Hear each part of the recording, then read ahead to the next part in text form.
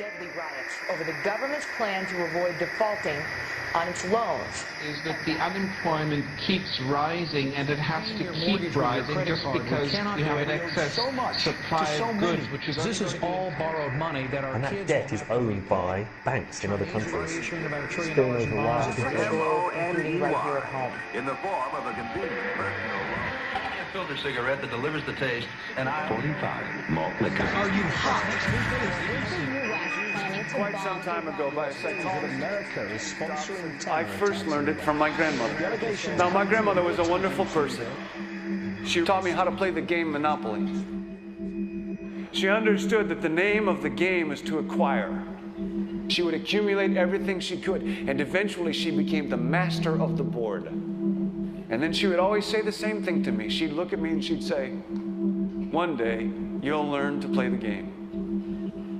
One summer, I played Monopoly almost every day, all day long. And that summer, I learned to play the game. I came to understand the only way to win is to make a total commitment to acquisition. I came to understand that money and possessions, that's the way that you keep score. And by the end of that summer, I was more ruthless than my grandmother. I was ready to bend the rules if I had to win that game. And I sat down with her to play that fall. I took everything she had. I watched her give her last dollar and quit in utter defeat. And then she had one more thing to teach me. Then she said, "Now it all goes back in the box." All those houses and hotels, all the railroads and utility companies, all that property and all that wonderful money. Now it all goes back in the box. None of it was really yours. You got all heated up about it for a while. But it was around a long time before you sat down at the board. And it will be here after you're gone. Players come and players go. Houses and cars, titles and clothes, even your body. Because the fact is that everything I clutch and consume and hoard is going to go back in the box, and I'm going to lose it all. You have to ask yourself, when you finally get the ultimate promotion, when you've made the ultimate purchase, when you buy the ultimate home, when you have stored up financial security and climbed the ladder of success to the highest rung you can possibly climb it, and the thrill wears off, and it will wear off, then what? How far do you have to walk down that road before you see where it leads? Surely you understand, it'll never be enough. So you have to ask yourself the question, what matters?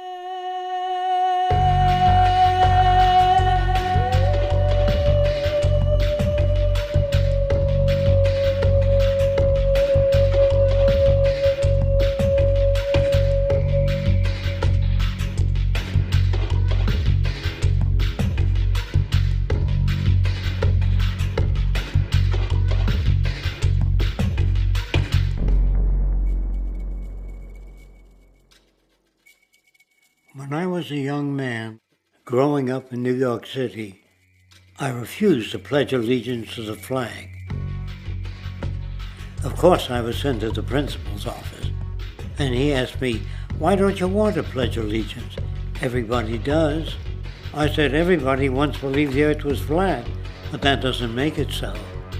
I explained that America owed everything it has to other cultures and other nations, and that I would rather pledge allegiance to the earth and everyone on it. Needless to say, it wasn't long before I left school entirely, and I set up a lab in my bedroom.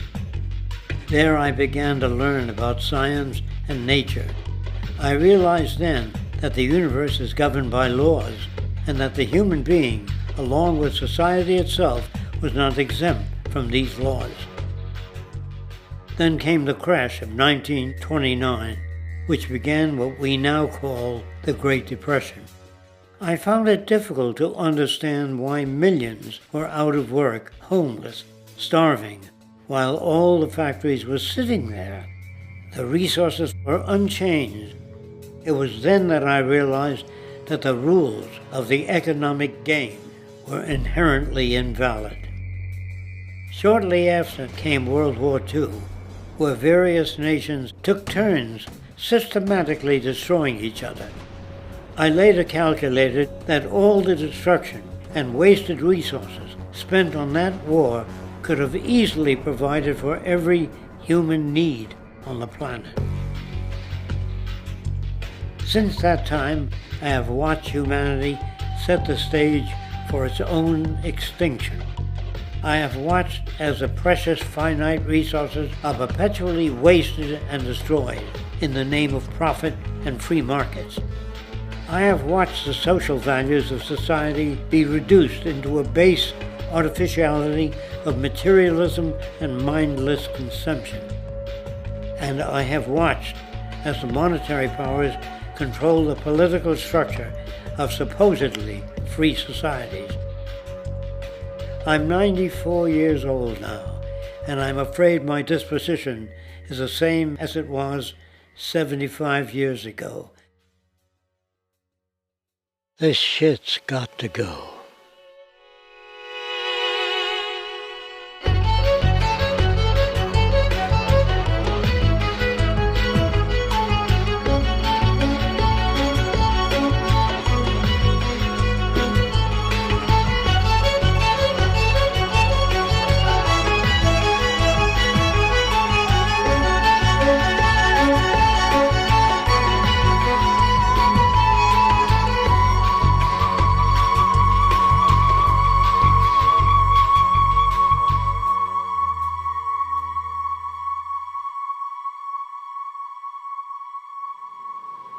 So you're a scientist, and somewhere along the way, hammered into your head is the inevitable nature versus nurture, and that's at least up there with Coke versus Pepsi or Greeks versus Trojans. So nature versus nurture, this by now utterly oversimplifying view of where influences are, influences on how a cell deals with an energy crisis, up to what makes us who we are on the most individualistic levels of personality. And what you've got is this complete false dichotomy built around nature as deterministic. At the very bottom of all the causality of life is DNA and the code of codes and the Holy Grail, and everything is driven by it. And at the other end, a much more social science perspective, which is we are social organisms, and biology is for slime molds. Humans are free of biology, and obviously both views are nonsense. What you see instead is it is virtually impossible to understand how biology works outside the context of environment. One of the most crazy-making yet widespread and potentially dangerous notions is, oh, that behavior is genetic. Now, what does that mean? It means all sorts of subtle stuff if you sort of know modern biology, but for most people out there, what it winds up meaning is, a deterministic view of life, one rooted in biology and genetics, genes equal things that can't be changed. Genes equal things that are inevitable and that you might as well not waste resources trying to fix, might as well not put societal energies into trying to improve because it's inevitable, it's unchangeable. And that is sheer nonsense.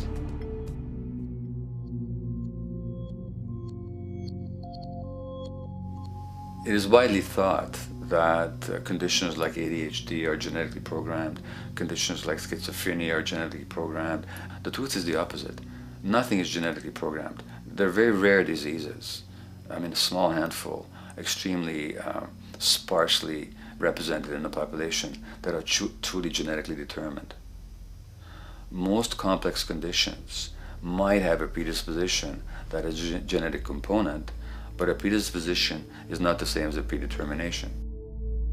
The whole search for the source of diseases in the genome was doomed to failure before anybody even thought of it, because most diseases are not genetically predetermined. Heart disease, cancer, strokes, rheumatoid conditions, autoimmune conditions in general, mental health conditions, addictions, these are none of them genetically determined.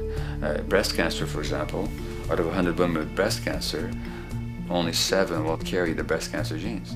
93 do not. And out of 100 women who do have the genes, not all of them will get cancer.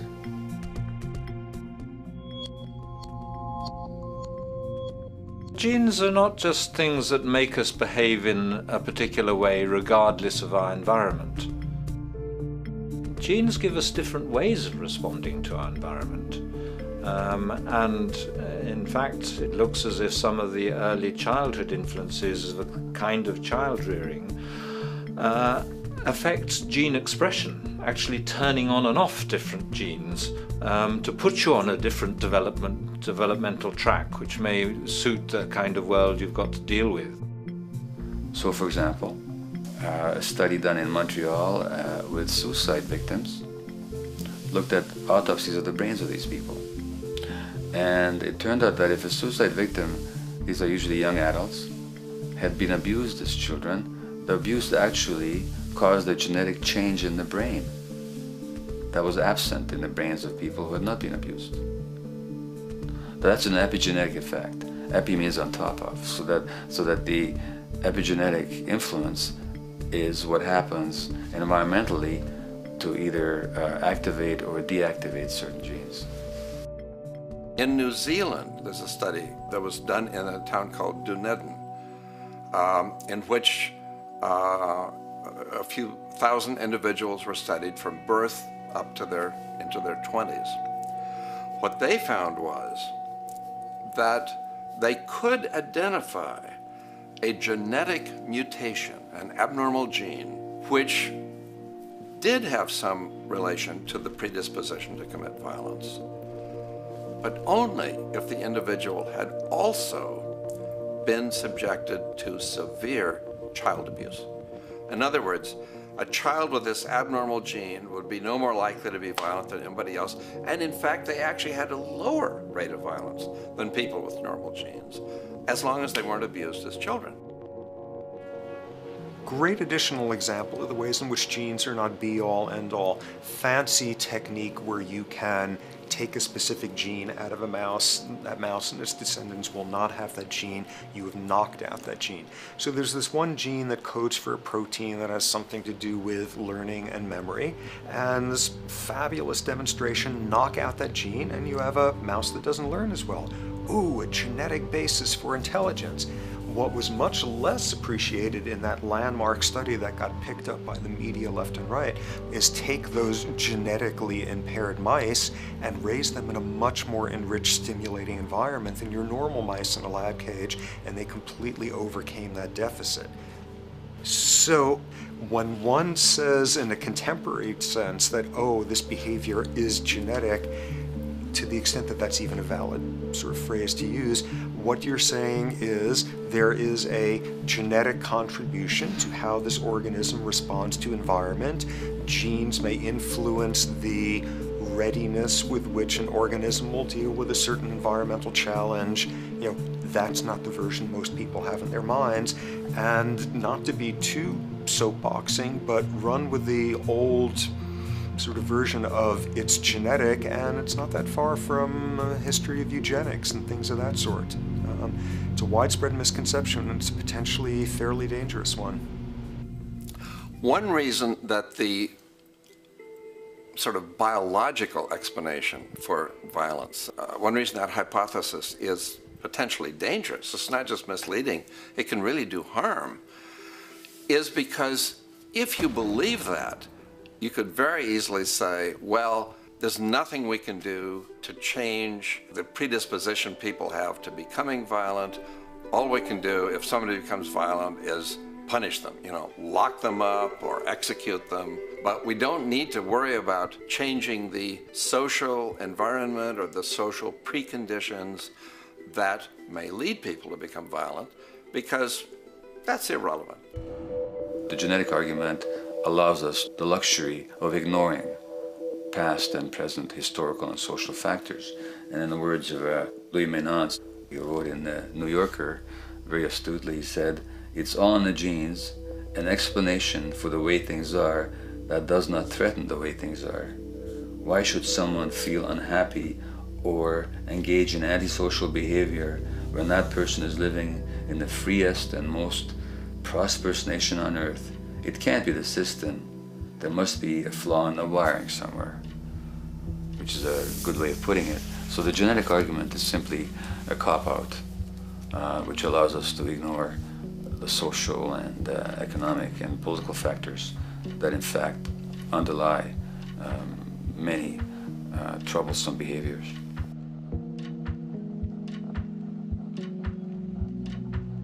Addictions are usually considered to be a drug-related issue, but looking at it more broadly, I define addiction as any behavior that is associated with craving, with temporary relief, and with long-term negative consequences, along with an impairment of control over it, so that the person wishes to give it up or promises to do so, but can't follow through. And when you understand that, then you can see that there are many more addictions than simply those related to drugs. So there's workaholism, there's addiction to shopping, to the internet, to video games. There's the addiction to power. People have power, but they want more and more and more. Nothing is ever enough for them. Acquisition, corporations that must own more and more. The addiction to oil, or at least to the wealth and to the products made accessible to us by oil. Look at the negative consequences on the environment. We're destroying the very earth that we inhabit for the sake of that addiction. Now, these addictions are far more devastating in their social consequences than the cocaine or heroin habits of my downtown East Side patients. Yet they're rewarded and considered to be respectable. The tobacco company executive that shows a higher profit will get a much bigger reward. He doesn't face any negative consequences legally or otherwise. In fact, he's a respected member of the board of several other corporations. But tobacco smoke-related diseases kill 5.5 million people around the world every year. In the United States, they kill 400,000 people a year. And these people are addicted to what? To profit. To such a degree are they addicted that they're actually in denial about the impact of their activities, which is typical for addicts, is denial. And that's a respectable one. It's respectable to be addicted to profit no matter what the cost. So what is acceptable and what is respectable is a highly arbitrary phenomenon in our society. And it seems like the greater the harm, the more respectable the addiction.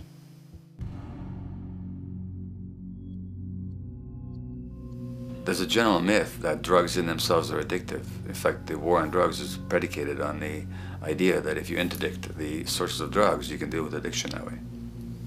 Now, if we understand addiction in a broader sense, we see that nothing in itself is addictive. No substance, no drug is by itself addictive, and no behavior is by itself addictive. Many people can go shopping without becoming shopaholics. Not everybody becomes a food addict. Not everyone who drinks a glass of wine becomes an alcoholic.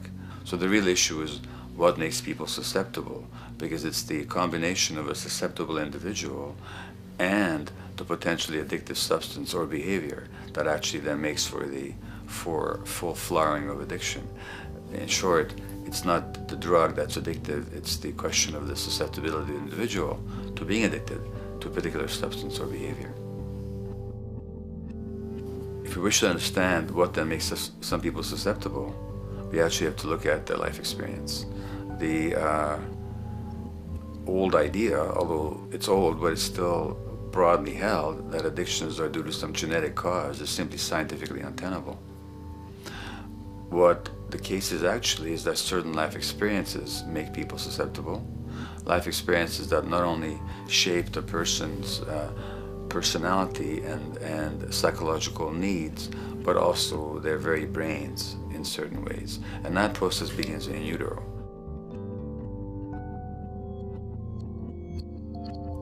It's been shown, for example, that if you stress mothers during pregnancy, their children are more likely to have traits that predispose them to addictions. And that's because development is shaped by the psychological and social environment. So the biology of human beings is very much affected by and programmed by their life experiences beginning in utero. Environment does not begin at birth. Environment begins as soon as you have an environment. As soon as you are a fetus, you are subject to whatever information is coming through mom's circulations, hormones, levels of nutrients. Great landmark example of this, something called the Dutch hunger winter. 1944, Nazis occupying Holland. For a bunch of reasons, they decide to take all the food and divert it to Germany. For 3 months, everybody there is starving. Tens of thousands of people starve to death. What the Dutch hunger winter effect is, if you were a second or third trimester fetus during the starvation, your body learned something very unique during that time. As it turns out, second, third trimester, something that your body is going about trying to learn about the environment is, well, how menacing of a place is it out there? How plentiful? How much nutrients am I getting by way of mom's circulation? Be a fetus who is starving during that time, and your body programs forever after to be really, really, really stingy with your sugar and fat, and what you do is you store every bit of it. Be a Dutch hunger winter fetus, and half a century later, everything else being equal, you are more likely to have high blood pressure, obesity, or metabolic syndrome. That is environment coming in a very unexpected place. You can stress animals in a laboratory when they're pregnant, and their offspring will be more likely to use cocaine and alcohol as adults. You can stress human mothers. For example, in a British study, women who are abused in pregnancy will have higher levels of the stress hormone cortisol in their placenta at birth, and their children are more likely to have conditions that predispose them to addictions by age 7 or 8. So in utero stress already prepares the ground for all kinds of mental health issues. Israeli study done prior on children born to mothers who were pregnant prior to the onset of the 1967 war. These women, of course, are very stressed, and their offspring have a higher incidence of schizophrenia than the average cohort. So there's plenty of evidence now that prenatal effects have a huge impact on the developing human being.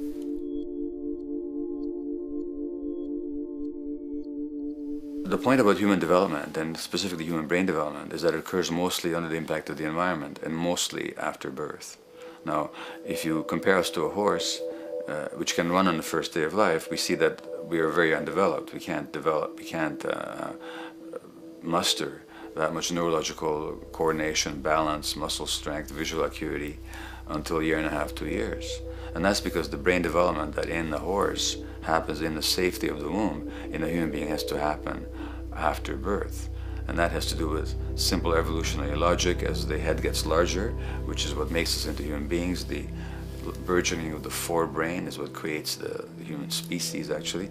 At the same time, we walk on 2 legs, so our pelvis narrows to accommodate that. So now we have a narrower pelvis, a larger head.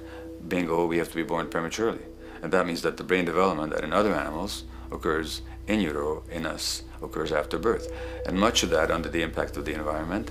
And the concept of neural Darwinism simply means that the circuits that get the appropriate input from the environment will develop optimally, and the ones that don't will either not develop optimally or perhaps not at all. If you take a child with perfectly good eyes at birth and you put him in a dark room for 5 years, he'll be blind thereafter for the rest of his life, because the circuits of vision require light waves for their development. And without that, even the rudimentary circuits present and active at birth will atrophy and die, and new ones will not develop. There's a significant way in which early experiences shape adult behavior,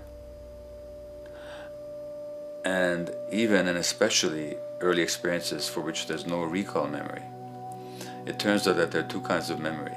There is explicit memory, which is recall. This is when you can call back facts, details, episodes, circumstances. But the structure in the brain, which is called the hippocampus, which encodes recall memory, it doesn't even begin to develop fully until a year and a half, and it's not fully developed till much later, which is why hardly anybody has any recall memory prior to 18 months. But there's another kind of memory, which is called implicit memory, which is in fact an emotional memory, where the emotional impact and the interpretation that the child makes of those emotional experiences is ingrained in the brain in the form of nerve circuits ready to fire without specific recall. So to give you a clear example, people who are adopted have a lifelong sense of rejection very often. They can't recall the adoption, they can't recall the separation from birth mother, because there's nothing there to recall with. But the emotional memory of separation and rejection is deeply embedded in their brains. Hence, they're much more likely to experience a sense of rejection and a great emotional upset when they perceive themselves as being rejected than other people. That's not unique to people who are adopted, but it's particularly strong in them because of this function of implicit memory. People who are addicted, given that they, according to all the research literature, certainly in my experience, the hardcore addicts virtually were all significantly abused as children or suffered severe emotional loss. Their emotional or implicit memories are those of a world that's not safe and not helpful, caregivers who are not to be trusted, and relationships that are not safe enough to open up to vulnerably. And hence their responses tend to be to keep themselves separate from really intimate relationships, not to trust caregivers, doctors and other people who are trying to help them, and generally see the world as an unsafe place. And that's strictly a function of implicit memory, which sometimes has to do with incidents they don't even recall.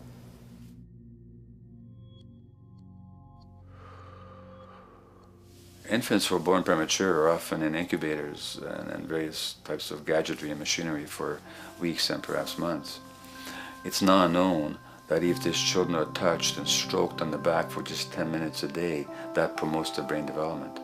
So human touch is essential for development. And in fact, infants who are never picked up will actually die. That's how much of a fundamental need being held is to human beings. In our society, there's an unfortunate tendency to tell parents not to pick up their kids, not to hold them, not to pick up babies who are crying for fear of spoiling them, or to encourage them to sleep through the night. You don't pick them up, which is just the opposite of what the child needs. And these children might go back to sleep because they give up and their brains just shut down as a way of defending against the vulnerability of being abandoned really by their parents. But their implicit memories will be that of a world that doesn't give a damn. A lot of these differences are structured very early in life. In a way, if you like, the parental experience of adversity, how tough life is or how easy it is passed on to children, whether through maternal depression or parents being bad-tempered with their kids because they've had a hard day or just being too tired at the end of the day. And these have very powerful effects, programming children's development, which we know a lot about now. But that's early sensitivity isn't just an evolutionary mistake. It exists again in many different species. Even seedlings, there's an early adaptive process to the kind of environment they're growing up in. But for humans, the adaptation is to the quality of social relations. And so early life, how nurturing or how much conflict, how much attention you get, is a taster of the kind of world you may be growing up in. Are you growing up in a world where you have to fight for what you can get, watch your back, fend for yourself, learn not to trust others? Or are you growing up in a society where you depend on reciprocity, mutuality, cooperation, where empathy is important, where your security depends on good relations with other people? And that needs a very different emotional and cognitive development. And that's what the early sensitivity is about. And parenting is almost, quite unconsciously, a system for passing on that experience to children of the kind of world they're in. The great British child psychiatrist D.W. Winnicott said that fundamentally two things can go wrong in childhood. One is when things happen that shouldn't happen, and then things that should happen but don't. And the first category is the traumatic and abusive and abandonment experiences of my downtown East Side patients and of many addicts. That's what shouldn't happen but did. But then there is the non-stressed, attuned, non-distracted attention of the parent that every child needs, that very often children don't get. They're not abused, they're not neglected, and they're not traumatized. But what should happen, the presence of the emotionally available, nurturing parent, just is not available to them because of the stresses in our society and the parenting environment. And the psychologist Alan Shore calls that proximal abandonment, when the parent is physically present but emotionally absent. I have spent roughly the last 40 years of my life working with the most violent people our society produces, murderers, rapists, and so on, in an attempt to understand what causes this violence. I discovered that the most violent of the criminals in our prisons had themselves been victims of a degree of child abuse that was beyond the scale of what I ever thought of applying the term child abuse to. I had no idea of the depth of the depravity with which children in our society are all too often treated. The most violent people I saw were themselves the survivors of their own attempted murder, often at the hands of their parents or other people in their social environment, or were the survivors of family members who'd been killed, their closest family members, by other people. The Buddha argued that everything depends on everything else. He says the one contains the many and the many contains the one. That you can't understand anything in isolation from its environment. The leaf contains the sun, the sky, and the earth, obviously. This has not been shown to be true, of course, all around, and specifically when it comes to human development. The modern scientific term for it is the biopsychosocial nature of human development, which says that the biology of human beings depends very much on their interaction with the social and psychological environment. And specifically, the psychiatrist and researcher Daniel Siegel at University of California, Los Angeles, UCLA, has coined the phrase interpersonal neurobiology, which means to say that the way that our nervous system functions depends very much on our personal relationships.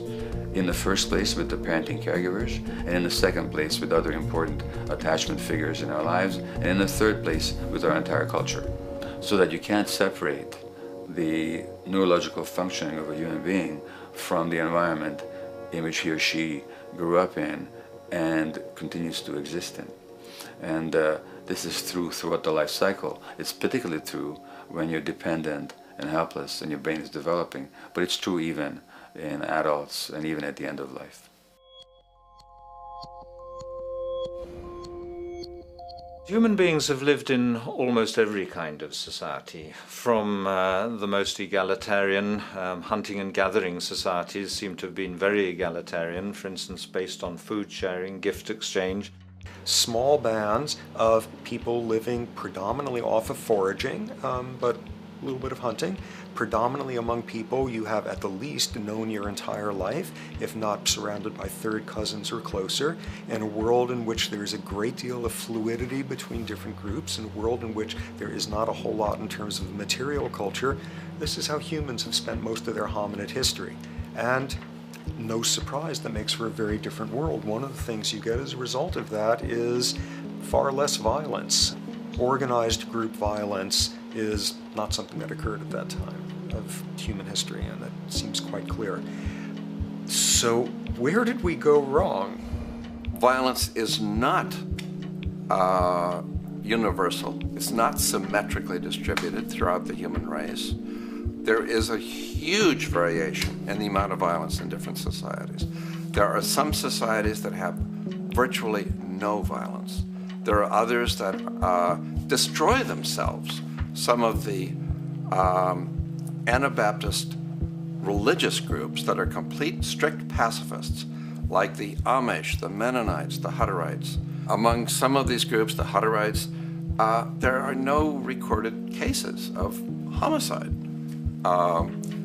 During our major wars, like World War II, where people were being drafted, they would refuse to serve in the military. They would go to prison rather than serve in the military. In the kibbutzim in Israel, the level of violence is so low that the criminal courts there will often send violent offenders, people who've committed crimes, to live on the kibbutzim in order to learn how to live a nonviolent life, because that's the way people live there. So we are amply shaped by society.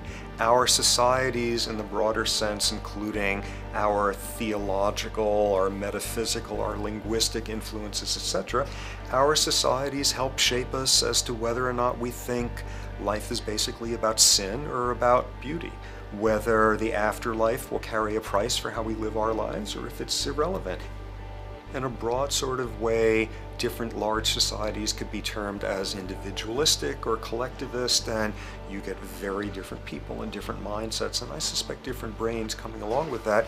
We in America are in one of the most individualistic of societies, and capitalism being a system that allows you to go higher and higher up a potential pyramid, and the deal is it comes with fewer and fewer safety nets. By definition, the more stratified a society is, the fewer people you have as peers, the fewer people with whom you have symmetrical, reciprocal relationships, and instead all you have are differing spots and endless hierarchies. And a world in which you have few reciprocal partners is a world with a lot less altruism.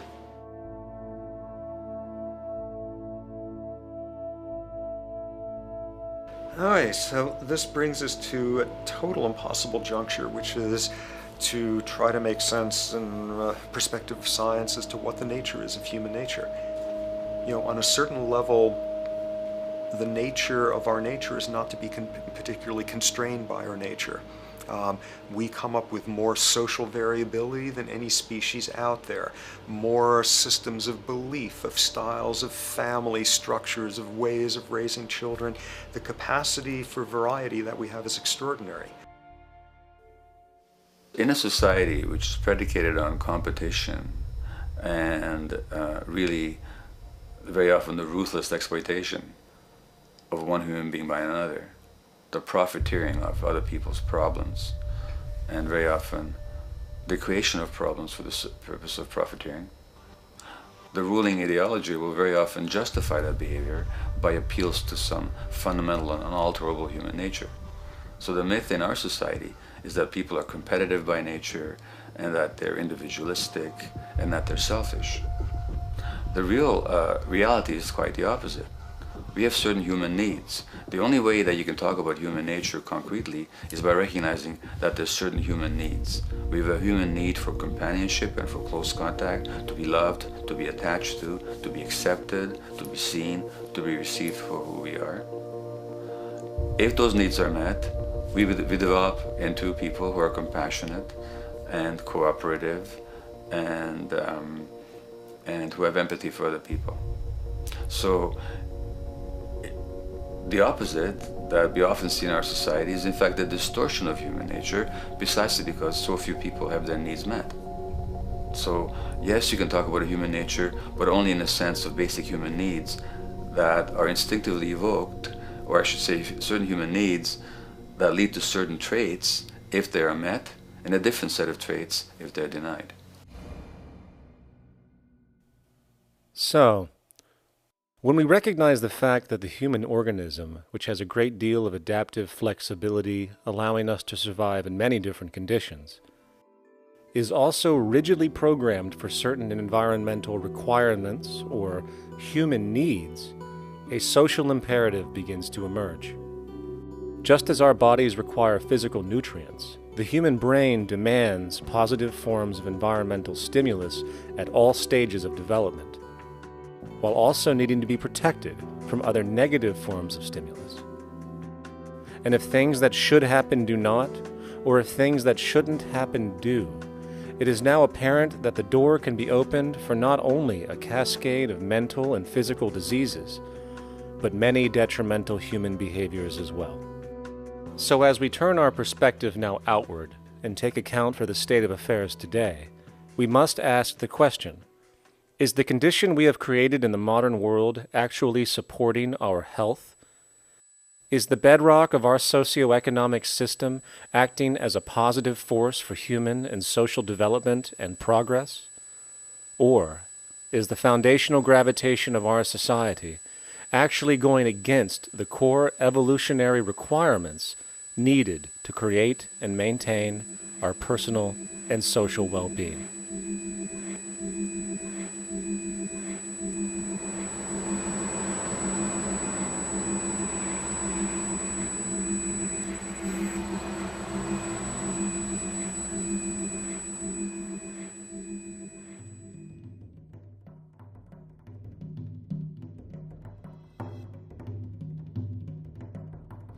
So one might ask, where did this all begin? What we have today, really a world in a state of cumulative collapse. You get it started with John Locke. And John Locke introduces property, and he has three provisos for just private right and property. And the three provisos are that there must be enough left over for others, and that you must not let it spoil, and that you, most of all, must mix your labor with it.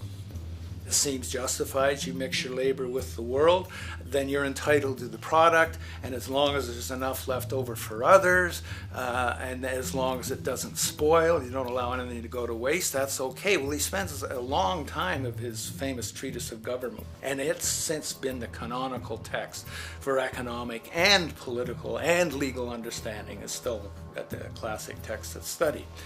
Well, what he did is, after he gives the provisos, and you're almost thinking at the time whether you're for private property or not, he's given a very good and plausible and powerful defense of private property here.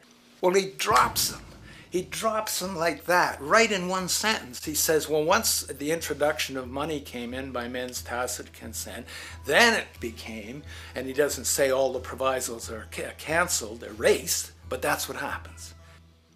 So now we have not product and your property earned by your own labor. Oh no, money buys labor now. There's no longer consideration of whether there's enough left over for others. There's no longer consideration of whether it spoils, because he says, well, money's like silver and gold can't spoil, therefore monies can't be responsible for waste, which is ridiculous. We're not talking about money and silver, we're talking about what its effects are. It's one non sequitur after another. Just the most startling logical legerdemain that he gets away with here.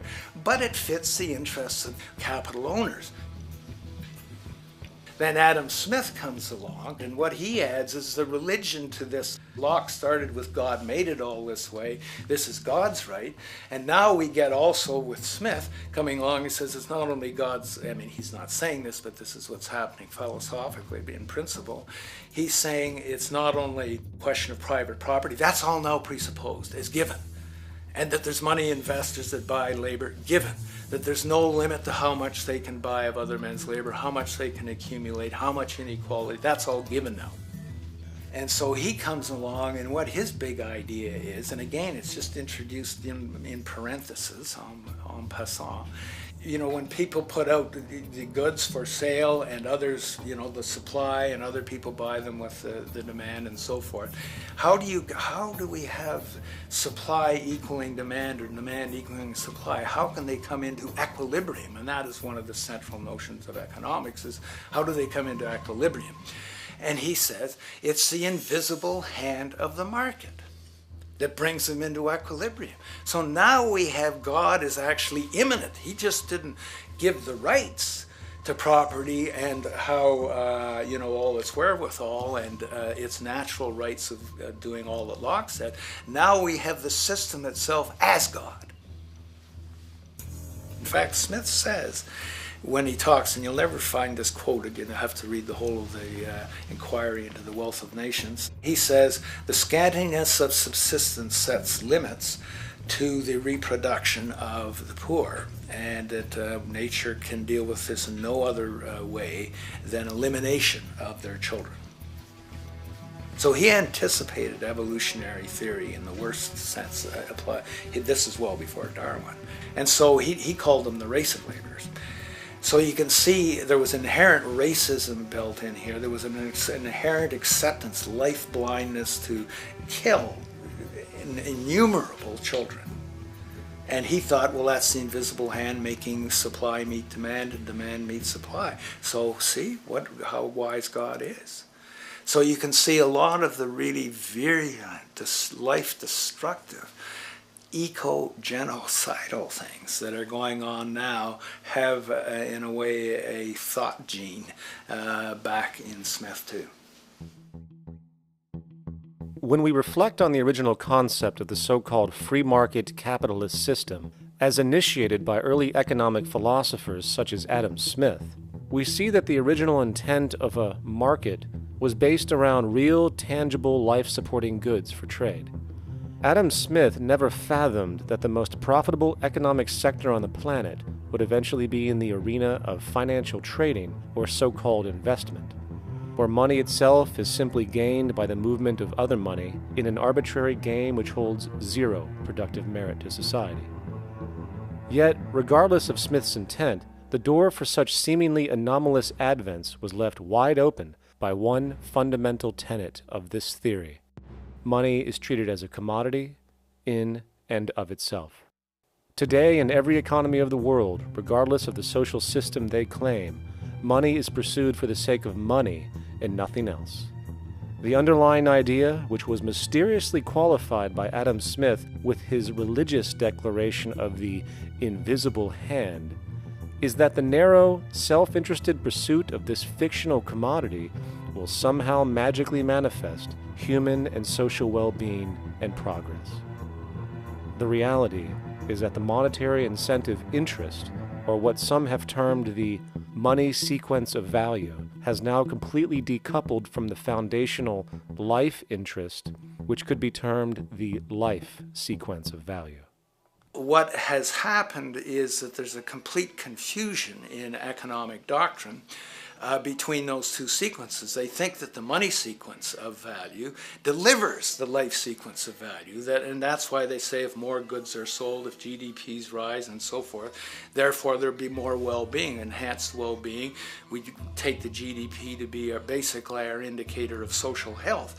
Well, there you see the confusion. It's talking about money sequences of value, that is all the receipts, all the revenues that are derived from selling goods, and they're confusing that with life reproduction, so that you have built right into this thing from the beginning is a complete conflation of the money and life sequences of value. So we're dealing with a kind of structured delusion that becomes more and more deadly as the money sequence decouples from producing anything at all. So it's a system disorder, and the system disorder seems to be fatal.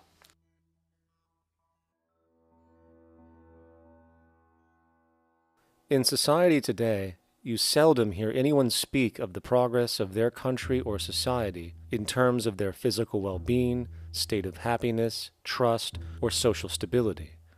Rather, the measures are presented to us through economic abstractions. We have the gross domestic product, the consumer price index, the value of the stock market, rates of inflation, and so on. But does this tell us anything of real value as to the quality of people's lives? No, all these measures have to do with the money sequence itself and nothing more.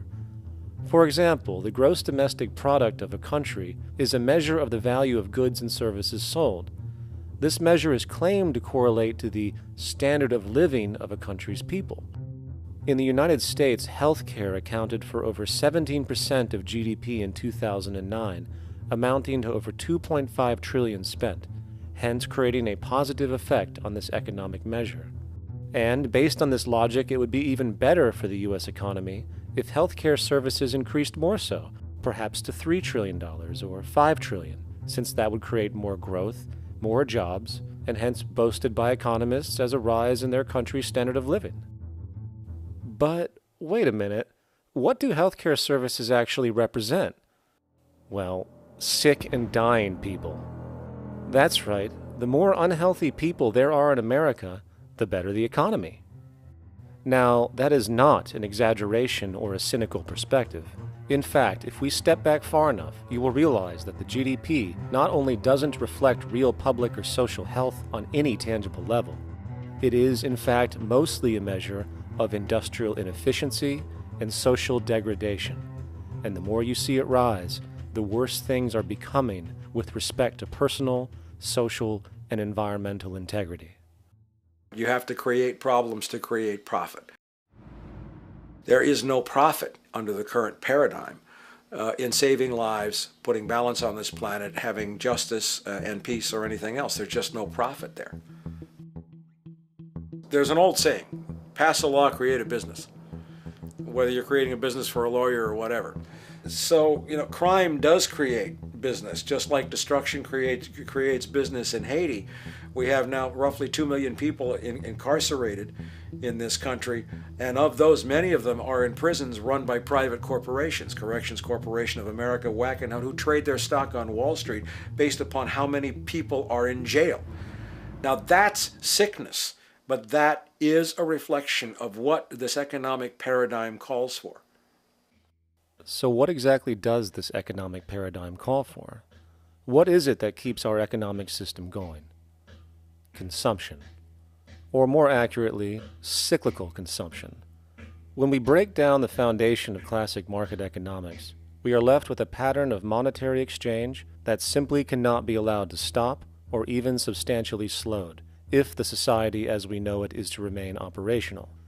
There are three main actors on the economic stage: the employee, the employer, and the consumer. The employee sells labor to the employer for income. The employer sells its production services and hence goods to the consumer for income. And the consumer, of course, is simply another role of the employer and employee, spending back into the system to enable the cyclical consumption to continue. In other words, the global market system is based on the assumption that there will always be enough product demand in society to move enough money around at a rate which can keep the consumption process going. And the faster the rate of consumption, the more so-called economic growth is assumed, and so the machine goes. But hold on, I thought an economy was meant to, economize? Doesn't the very term have to do with preservation and efficiency and a reduction of waste? So how does our system, which demands consumption and the more the better, efficiently preserve or economize at all? Well, it doesn't. The intent of the market system is, in fact, the exact opposite of what a real economy is supposed to do, which is efficiently and conservatively orient the materials for production and distribution of life-supporting goods. We live on a finite planet with finite resources, where, for example, the oil we utilize took millions of years to develop, where the minerals we use took billions of years to develop. So, having a system that deliberately promotes the acceleration of consumption for the sake of so-called economic growth is pure ecocidal insanity. Absence of waste, that's what efficiency is. Absence of waste. This system is more wasteful than all the other existing systems in the history of the planet. Every level of life organization and life system is in a state of crisis and challenge and decay or collapse. No peer-reviewed journal in the last 30 years will tell you anything different. That is that every life system is in decline, as well as social programs, as well as our water access. Try to name any means of life that isn't threatened and in danger. You can't. There really isn't one, and that's very, very despairing. But we haven't even figured out the causal mechanism. We don't want to face the causal mechanism. We just want to go on, that's what insanity is, where you keep doing the same thing over and over again, though it clearly doesn't work. So you're really dealing with not an economic system, but I would go so far as to say an anti-economic system. There's an old saying that the competitive market model seeks to create the best possible goods at the lowest possible prices. This statement is essentially the incentive concept, which justifies market competition based on the assumption that the result is the production of higher quality goods. If I was going to build myself a table from scratch, I would naturally build it out of the best, most durable materials possible, right? With the intent for it to last as long as possible. Why would I want to make something poor, knowing I would have to eventually do it again and expend more materials and more energy? Well, as rational as that may seem in the physical world, when it comes to the market world, it is not only explicitly irrational, it is not even an option. It is technically impossible to produce the best of anything if a company is to maintain a competitive edge and hence remain affordable to the consumer. Literally everything created and set for sale in the global economy is immediately inferior the moment it is produced, for it is a mathematical impossibility to make the most scientifically advanced, efficient, and strategically sustainable products. This is due to the fact that the market system requires that cost efficiency, or the need to reduce expenses, exist at every stage of production, from the cost of labor to the cost of materials and packaging, and so on. This competitive strategy, of course, is to make sure the public buys their goods rather than from a competing producer, which is doing the exact same thing to also make their goods both competitive and affordable. This immutably wasteful consequence of the system could be termed intrinsic obsolescence. However, this is only one part of a larger problem. A fundamental governing principle of market economics, one that you will not find in any textbook, by the way, is the following. Nothing produced can be allowed to maintain a lifespan longer than what can be endured in order to continue cyclical consumption. In other words, it is critical that stuff break down, fail, and expire within a certain amount of time. This is termed planned obsolescence. Planned obsolescence is the backbone of the underlying market strategy of every goods-producing corporation in existence.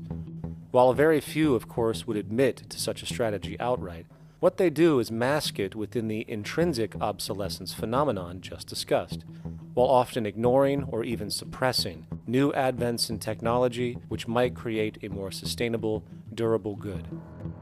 So, if it wasn't wasteful enough that the system inherently cannot allow the most durable and efficient goods to be produced, planned obsolescence deliberately recognizes that the longer any good is in operation, the worse it is for sustaining cyclical consumption and hence the market system itself. In other words, product sustainability is actually inverse to economic growth, and hence there is a direct, reinforced incentive to make sure lifespans are short of any given good produced. And in fact, the system cannot operate any other way.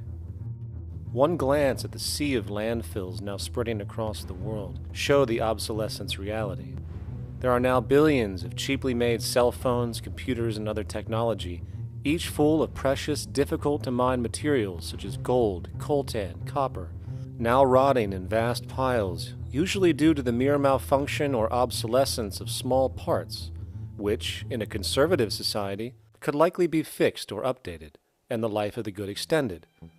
Unfortunately, as efficient as that may seem in our physical reality, living on a finite planet with finite resources, it is explicitly inefficient with respect to the market. To put it into a phrase, efficiency, sustainability, and preservation are the enemies of our economic system. Likewise, just as physical goods need to be constantly produced and reproduced, regardless of their environmental impact, the service industry operates with an equal rationale. The fact is, there is no monetary benefit to resolving any problems which are currently being serviced. At the end of the day, the last thing the medical establishment really wants is the curing of diseases such as cancer, which would eliminate countless jobs and trillions in revenue. And since we're on the subject, crime and terrorism in this system are good. Well, at least economically, for it is employing police, generating high-value commodities for security, not to mention the value of prisons that are privately owned for profit. And how about war? The war industry in America is a huge driver of GDP, one of the most profitable industries, producing weapons of death and destruction. The favorite game of this industry is to blow things up and then go and rebuild them for profit. We saw this with the windfall billion-dollar contracts made from the Iraq War. The bottom line is that socially negative attributes of society have become positively rewarded ventures for industry, and any interest in problem resolution or environmental sustainability and conservation is intrinsically counter to economic sustainability. And this is why, every time you see the GDP rise in any country, you are witnessing an increase in necessity, whether real or contrived. And by definition, a necessity is rooted in inefficiency. Hence, increased necessity means increased inefficiency. The American dream is based on rampant consumerism. It is based upon the fact that mainstream media, and especially commercial advertising, all corporations who need this infinite growth have convinced us or brainwashed most people in America, and hence the world, that we have to have X number of material possessions and the possibility of gaining infinitely more material possessions in order to be happy. That's just not true. So why do people continue to buy in this way, which is ultimately eco-genocidal in its systemic effects cumulatively? And it just is classical operant conditioning. You simply put inputs of conditioning into the organism, and you have outputs of desired behaviors or goals or objectives. And it has all the resources of technology. And they boast about how they get into the minds of infants. What they hear is already making them conditioned to the brand. Then you see, well, that's how people have been such fools. In a way, they've been taught to be fools. It's a value system disorder. You know, if there is any testament to the plasticity of the human mind, if there is any proof to how malleable human thought is and how easily conditioned and guided people can become based on the nature of their environmental stimulus and what it reinforces, the world of commercial advertising is the proof. You have to stand in awe at the level of brainwashing where these programmed robots known as consumers wander the landscape only to walk into a store and spend, say, $4,000 on a handbag that likely costs $10 to make in a sweatshop overseas, only for the brand status it supposedly represents in the culture. Or perhaps the ancient communal traditions which increase trust and cohesiveness in society, which have now been hijacked by acquisitive, materialistic values, where now annually we exchange useless crap a few times a year. And we might wonder why so many today have a compulsion to shopping and acquisition, when it is clear that they have been conditioned from childhood to expect material goods as a sign of their status with friends and family. The fact is, the foundation of any society are the values that support its operation, and our society, as it exists, can only operate if our values support the conspicuous consumption it requires to continue the market system. 75 years ago, consumption in America and much of the First World was half of what we see today per person. Today's new consumer culture has been manufactured and imposed due to the very real need for higher and higher levels of consumption. And this is why most corporations now spend more money on advertising than the actual process of product creation itself. They work diligently to create a false need for you to fill, and it happens to work.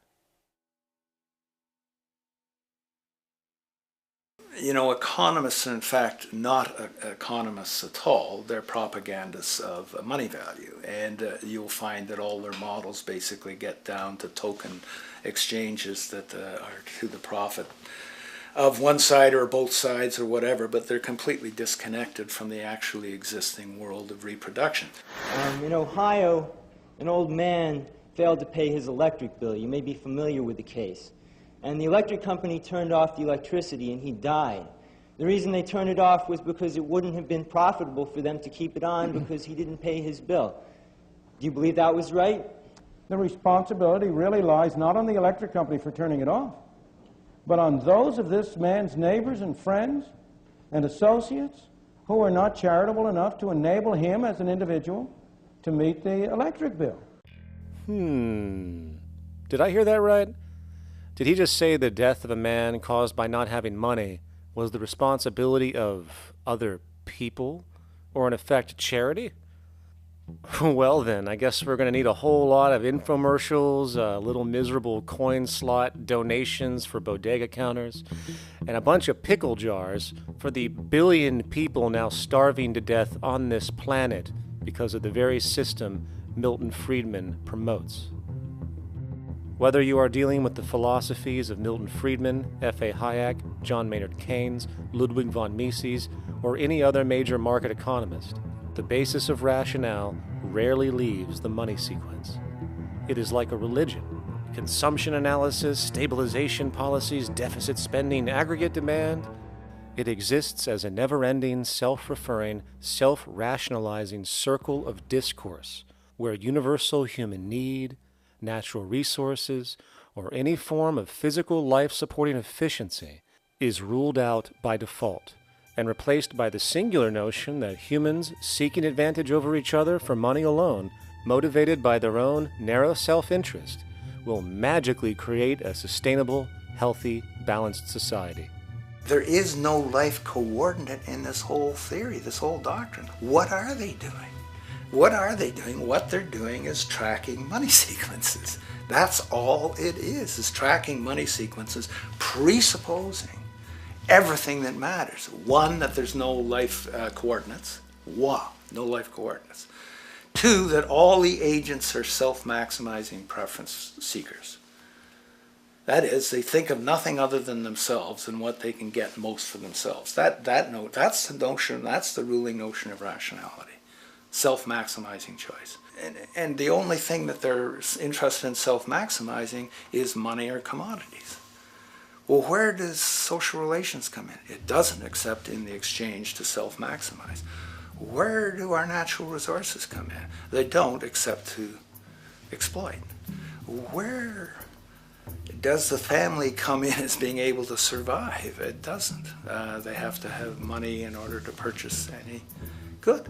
Well, shouldn't an economy deal somewhere with human need? Isn't that what the fundamental issue is, to satisfy human needs? Oh, need isn't even in your lexicon. You dissolve it into wants. And what is a want? That means money demand that wants to buy. Well, if it's money demand that wants to buy, it's got nothing to do with need, because it may be the person has no money demand and desperately needs, say, water supply. Or it may be money demand wants a gold toilet seat. Well, where does it all go? To the gold toilet seat. And you call this economics? Like, it's really, when one thinks of it, it's got to be the most bizarre delusion in the history of human thought. Now, so far we have focused on the market system, but this system is actually only one half of the global economic paradigm. The other half is the monetary system.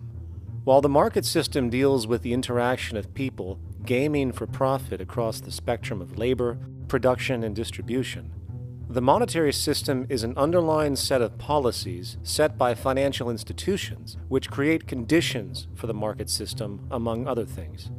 It includes terms we often hear, such as interest rates, loans, debt, the money supply, inflation, etc. And while you might want to pull your hair out listening to the gibberish coming from the monetary economists, modest preemptive actions can obviate the need of more drastic actions at a later date. The nature and effect of this system is actually quite simple. Our economy has, or the global economy has, three basic things that govern it. One is fractional reserve banking, banks printing money out of nothing. It's also based upon compound interest. When you borrow money, you have to pay back more than you borrowed, which means that you, in effect, create money out of thin air, again, which has to be serviced by creating still more money. We live in an infinite growth paradigm. The economic paradigm we live in now is a Ponzi scheme. It's nothing grows forever. It's not possible. As a great psychologist James Hillman wrote, the only thing that grows in a human body after a certain age is cancer. It's not just the amount of money that has to keep growing, it's the amount of consumers. Consumers to borrow money at interest to generate more money, and obviously that's not possible on a finite planet. People are basically vehicles to just create money, which must create more money to keep the whole thing from falling apart, which is what's happening right now. There are really only two things anyone needs to know about the monetary system. 1. All money is created out of debt. Money is monetized debt, whether it materialized from treasury bonds, home loan contracts, or credit cards. In other words, if all outstanding debt was to be repaid right now, there would not be $1 in circulation. And 2, interest is charged on virtually all loans made, and the money needed to pay back this interest does not exist in the money supply outright. Only the principal is created by the loans, and the principal is the money supply. So, if all this debt was to be repaid right now, not only would there not be $1 left in circulation, there would also be a gigantic amount of money owed that is literally impossible to pay back, for it does not exist. The consequence of all of this is that two things are inevitable: inflation and bankruptcy. As far as inflation, this can be seen as an historical trend in virtually every country today, and easily tied to its cause, which is the perpetual increase of the money supply, which is required to cover the interest charges and keep the system going. As far as bankruptcy, it comes in the form of debt collapse. This collapse will inevitably occur with a person, a business, or a country, and typically happens when the interest payments are no longer possible to make. But there is a bright side to all of this. Well, at least in terms of the market system, because debt creates pressure. Debt creates wage slaves. A person in debt is much more likely to take a low wage than a person who isn't, hence becoming a cheap commodity. So it's great for the corporations to have a pool of people that have no financial mobility. But hey, that same train of thought also goes for entire countries. The World Bank and the International Monetary Fund, which mostly serve as proxies for transnational corporate interests, give gigantic loans to troubled countries at very high interest rates, and then, once the countries are deeply in the hole and can't pay, austerity measures are applied, the corporations swoop in, set up sweatshops, and take their natural resources. Now that's market efficiency. But wait, there's more. You see, there's this unique hybrid of the monetary and market system called the stock market, which rather than, actually produce anything real, they just buy and sell money itself. And when it comes to debt, you know what they do? That's right, they trade it. They actually buy and sell debt for profit, from credit default swaps and collateralized debt obligations for consumer debt, to complex derivative schemes used to mask the debt of entire countries, such as the collusion of investment bank Goldman Sachs in Greece, which nearly collapsed the entire European economy. So when it comes to the stock market and Wall Street, we have an entirely new level of insanity born out of the money sequence of value. All you need to know about markets was written in an editorial in the Wall Street Journal a couple of years ago. It was called Lessons of the Brain-Damaged Investor.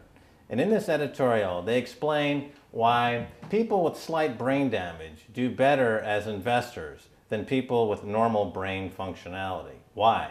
Because the slightly brain-damaged person has no empathy.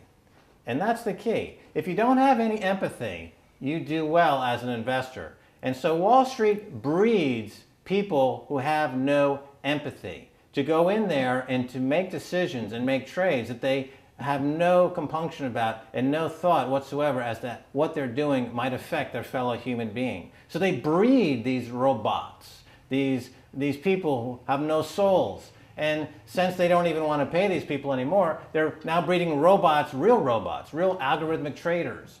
Goldman Sachs and the high-frequency trading scandal. They put a computer next to the exchange, the New York Stock Exchange. This computer, this co-located computer, as they call it, it front-runs all the trades on the exchange, and it hits the exchange with volumes of orders in ways that scalp pennies and nickels away from the exchange. It's like they're siphoning money all day long. They went one quarter last year, 30 or 60 straight days without a single down day and made millions of dollars every single day. Is that because, well, that's statistically impossible. When I worked on Wall Street, the way it works is everyone kicks upstairs the bribes. The brokers bribe to the office manager bribes to the regional sales manager bribes to the national sales manager. It's a common understanding. At Christmas, who gets the biggest bonus at Christmas in an average brokerage office? The compliance officer.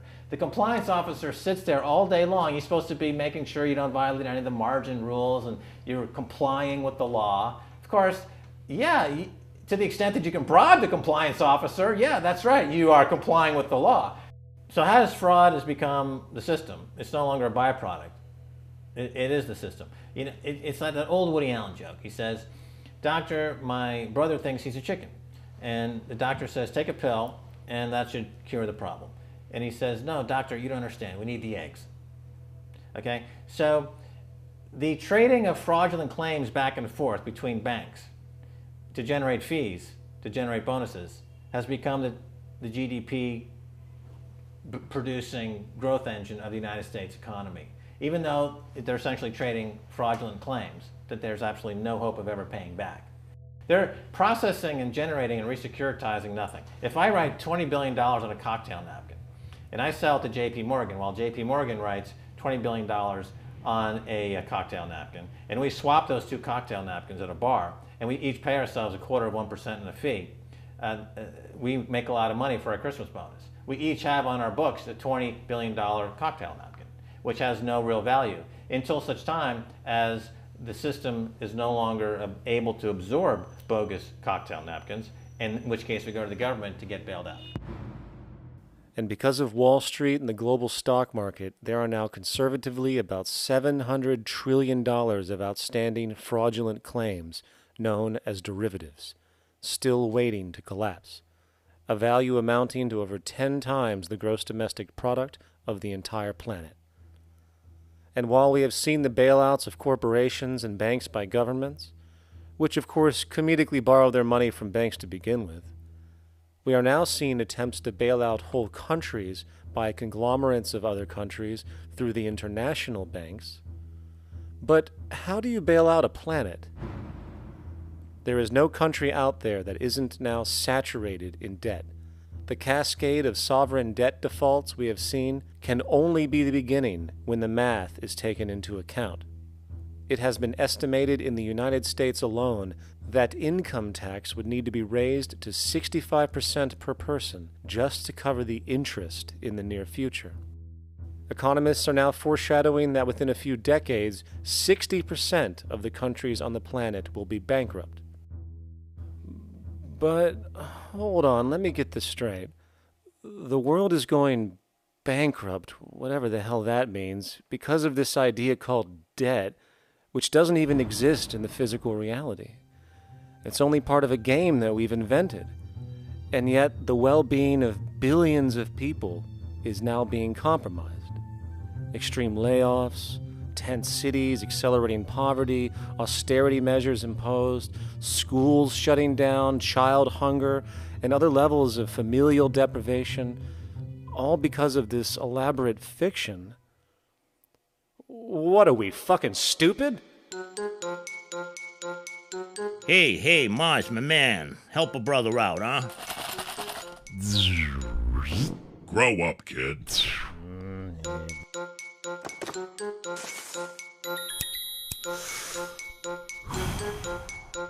Saturn, what's up, man? You remember that smoking nebula I hooked you up with a while back? Listen, Earth, we're getting really tired of you. You've been given everything, and yet you waste it all. You got plenty of resources, and you know it. Why don't you grow up and learn some responsibility, for Christ's sake? You're making your mother miserable.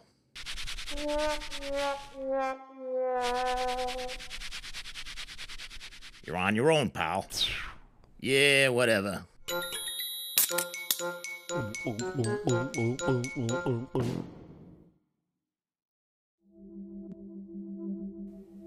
Now, all of this considered, from the waste machine known as the market system to the debt machine known as the monetary system, hence creating the monetary market paradigm which defines the global economy today, there is one consequence that runs through the entire machine: inequality. Whether it is the market system which creates a natural gravitation towards monopoly and power consolidation, while also generating pockets of wealthy industries that tower over others regardless of utility, such as the fact that top hedge fund managers on Wall Street now take home over $300 million a year for contributing literally nothing, while a scientist looking for a cure for a disease trying to help humanity might make $60,000 a year if they're lucky. Or whether it is the monetary system, which has class division built right into its structure. For example, if I have $1 million to spare and I put it into a CD at 4% interest, I will make $40,000 a year. No social contribution, no nothing. However, if I'm a lower class person and have to take loans to buy my car or home, I am paying in interest, which, in abstraction, is going to pay that millionaire with the 4% CD. This stealing from the poor to pay the rich is a foundational, built-in aspect of the monetary system, and it could be labeled structural classism. Of course, historically, social stratification has always been deemed unfair, but obviously accepted overall as now 1% of the population owns 40% of the planet's wealth. But, material fairness aside, there is something else going on underneath the surface of inequality, causing an incredible deterioration in public health as a whole. Well, I think people are often puzzled by the contrast between the material success of our societies, unprecedented levels of wealth, and the many social failings. I mean, you know, if you look at the rates of drug abuse or violence or self-harm amongst kids or mental illness, there's clearly something going deeply wrong with our societies. What the data that I've been describing does is simply shows that intuition that people have had for hundreds of years, that inequality is divisive and socially corrosive, that intuition is truer than I think we ever imagined. There are very powerful psychological and social effects of inequality, more to do, I suppose, with feelings of superiority and inferiority, that kind of division, and maybe going with the sort of respect, disrespect, people feeling looked down on at the bottom, which, by the way, is why violence is more common in more unequal societies. It's the trigger to violence is so often people feeling looked down on and disrespected. If there is one principle I can emphasize that is the most important principle underlying the prevention of violence, it would be equality. The single most significant factor that affects the rate of violence is the degree of equality versus the degree of inequality in that society. So what one's looking at is a sort of general social dysfunction. It's not just one or two things that go wrong as inequality increases. It seems to be everything, whether we're talking about crime or health or mental illness or whatever. One of the really disturbing findings out in public health there is never ever make the mistake of being poor or being born poor. Your health pays for it in endless sorts of ways, something known as the health socioeconomic gradient. As you move down from the highest strata in society in terms of socioeconomic status, every step down, health gets worse for umpteen different diseases. Life expectancy gets worse, infant mortality rate, everything you could look at. So a huge issue has been, why is it that this gradient exists? Totally simple, obvious answer, which is if you are chronically sick, you're not going to be very productive, so health causes drive socioeconomic differences. Not that in the slightest. On the very simple level that you could look at socioeconomic status of a 10-year-old, and that's going to predict something about their health decades later. So that's the direction of causality. Next one, what's it about? Oh, it's perfectly obvious. Poor people can't afford to go to the doctor. It's healthcare access. It's got nothing to do with that, because you see these same gradients in countries with universal healthcare, socialized medicine. Okay, next simple explanation. Oh, on the average, the poorer you are, the more likely you are to smoke, to drink, to all sorts of lifestyle risk factor stuff. Yeah, those contribute, but careful studies have shown that explains maybe about a third of the variability. So what's left? And what's left is having a ton to do with the stress of poverty. So the poorer you are, starting off being, the person who's $1 income behind Bill Gates, the poorer you are in this country, on the average, the worse your health is. This tells us something really important. The health connection with poverty, it's not about being poor, it's about feeling poor. Increasingly, we recognize that chronic stress is an important influence on health, but the most important sources of stress are the quality of social relations. And if there is anything that lowers the quality of social relations, it is the socioeconomic stratification of society. What science has now shown is that regardless of material wealth, the stress of simply living in a stratified society leads to a vast spectrum of public health problems. And the greater the inequality, the worse they become. Life expectancy, longer in more equal countries. Drug abuse, less in more equal countries. Mental illness, less in more equal countries. Social capital, meaning the ability of people to trust each other, naturally greater in more equal countries. Educational scores, higher in more equal countries. Homicide rates, less in more equal countries. Crime and rates of imprisonment, less in more equal countries. It goes on and on. Infant mortality, obesity, teen birth rate, less in more equal countries. And perhaps most interesting, innovation, greater in more equal countries, which challenges the age-old notion that a competitive, stratified society is somehow more creative and inventive. Moreover, a study done in the UK called the Whitehall Study confirmed that there is a social distribution of disease as you go from the top of the socioeconomic ladder to the bottom. For example, it was found that the lowest rungs of the hierarchy had a 4-fold increase of heart disease-based mortality compared to the highest rungs. And this pattern exists irrespective of access to health care.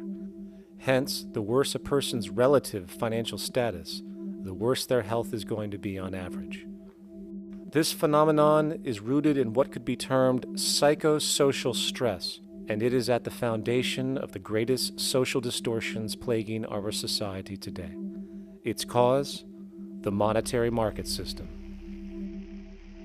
Make no mistake, the greatest destroyer of ecology, the greatest source of waste and depletion and pollution, the greatest purveyor of violence, war, crime, poverty, animal abuse, and inhumanity, the greatest generator of social and personal neuroses, mental disorders, depression, anxiety, not to mention the greatest source of social paralysis, stopping us from moving into new methodologies for personal health, global sustainability, and progress on this planet, is not some corrupt government or legislation, not some rogue corporation or banking cartel, not some flaw of human nature, and not some secret hidden cabal that controls the world.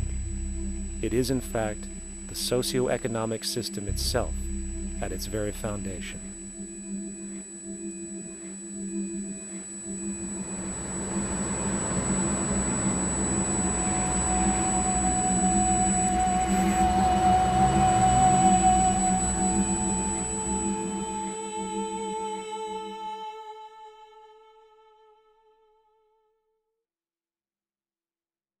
Let's imagine for a moment we had the option to redesign human civilization from the ground up. What if, hypothetically speaking, we discovered an exact replica of the planet Earth, and the only difference between this new planet and our current one is that human evolution had not occurred. It was an open palette. No countries, no cities, no pollution, no Republicans, just a pristine, open environment. So, what would we do? Well, first we need a goal, right? And it's safe to say that goal would be to survive. And not to just survive, but to do so in an optimized, healthy, prosperous way. Most people indeed desire to live, and they would prefer to do so without suffering. Therefore, the basis of this civilization needs to be as supportive and hence sustainable for human life as possible, taking into account the material needs of all the world's people, while trying to remove anything that could hurt us in the long run. That goal of, say, maximum sustainability understood, the next question regards our method. What kind of approach do we take? Well, let's see. Last I checked, politics was the method of social operation on Earth. So what do the doctrines of the Republicans, liberals, conservatives, or socialists have to say about societal design?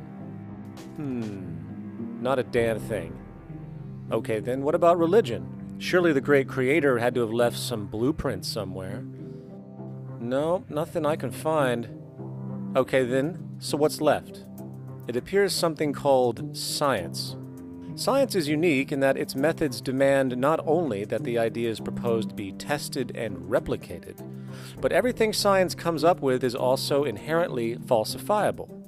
In other words, unlike religion and politics, science has no ego, and everything it suggests accepts the possibility of being proven wrong eventually. It holds on to nothing and evolves constantly.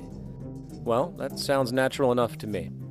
So then, based on the current state of scientific knowledge in the early 21st century, along with our goal of maximum sustainability for the human population, how do we begin the actual process of construction?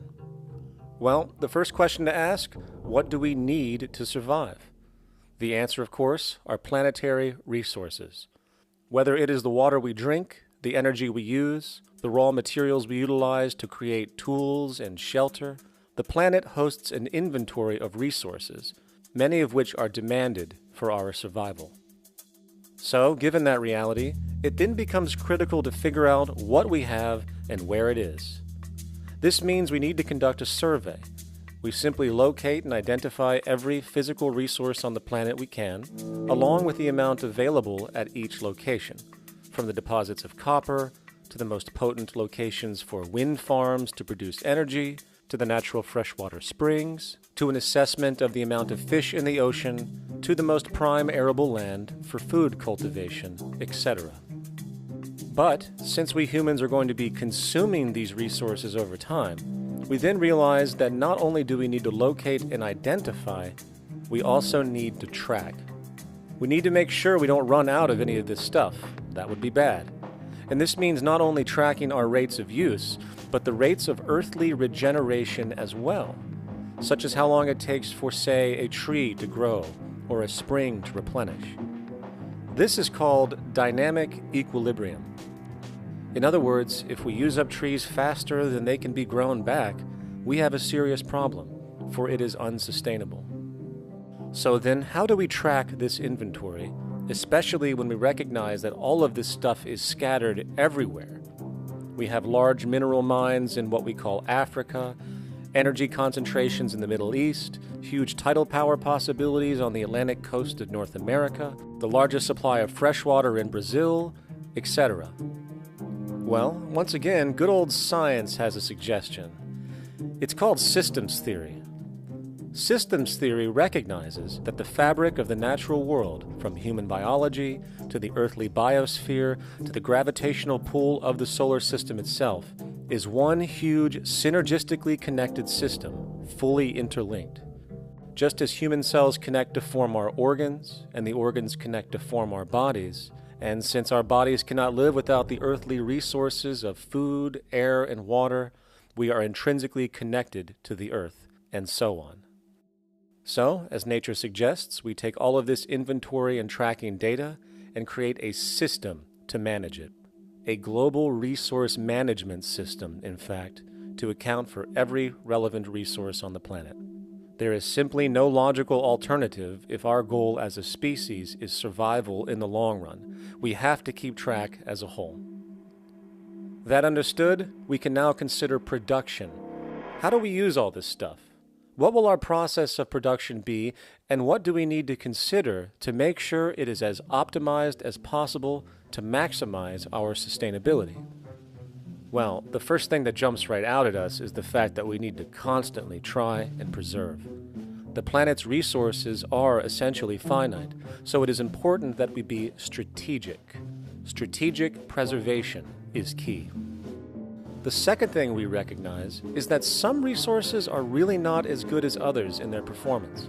In fact, some of this stuff, when put into use, has a terrible effect on the environment, which invariably hinders our own health.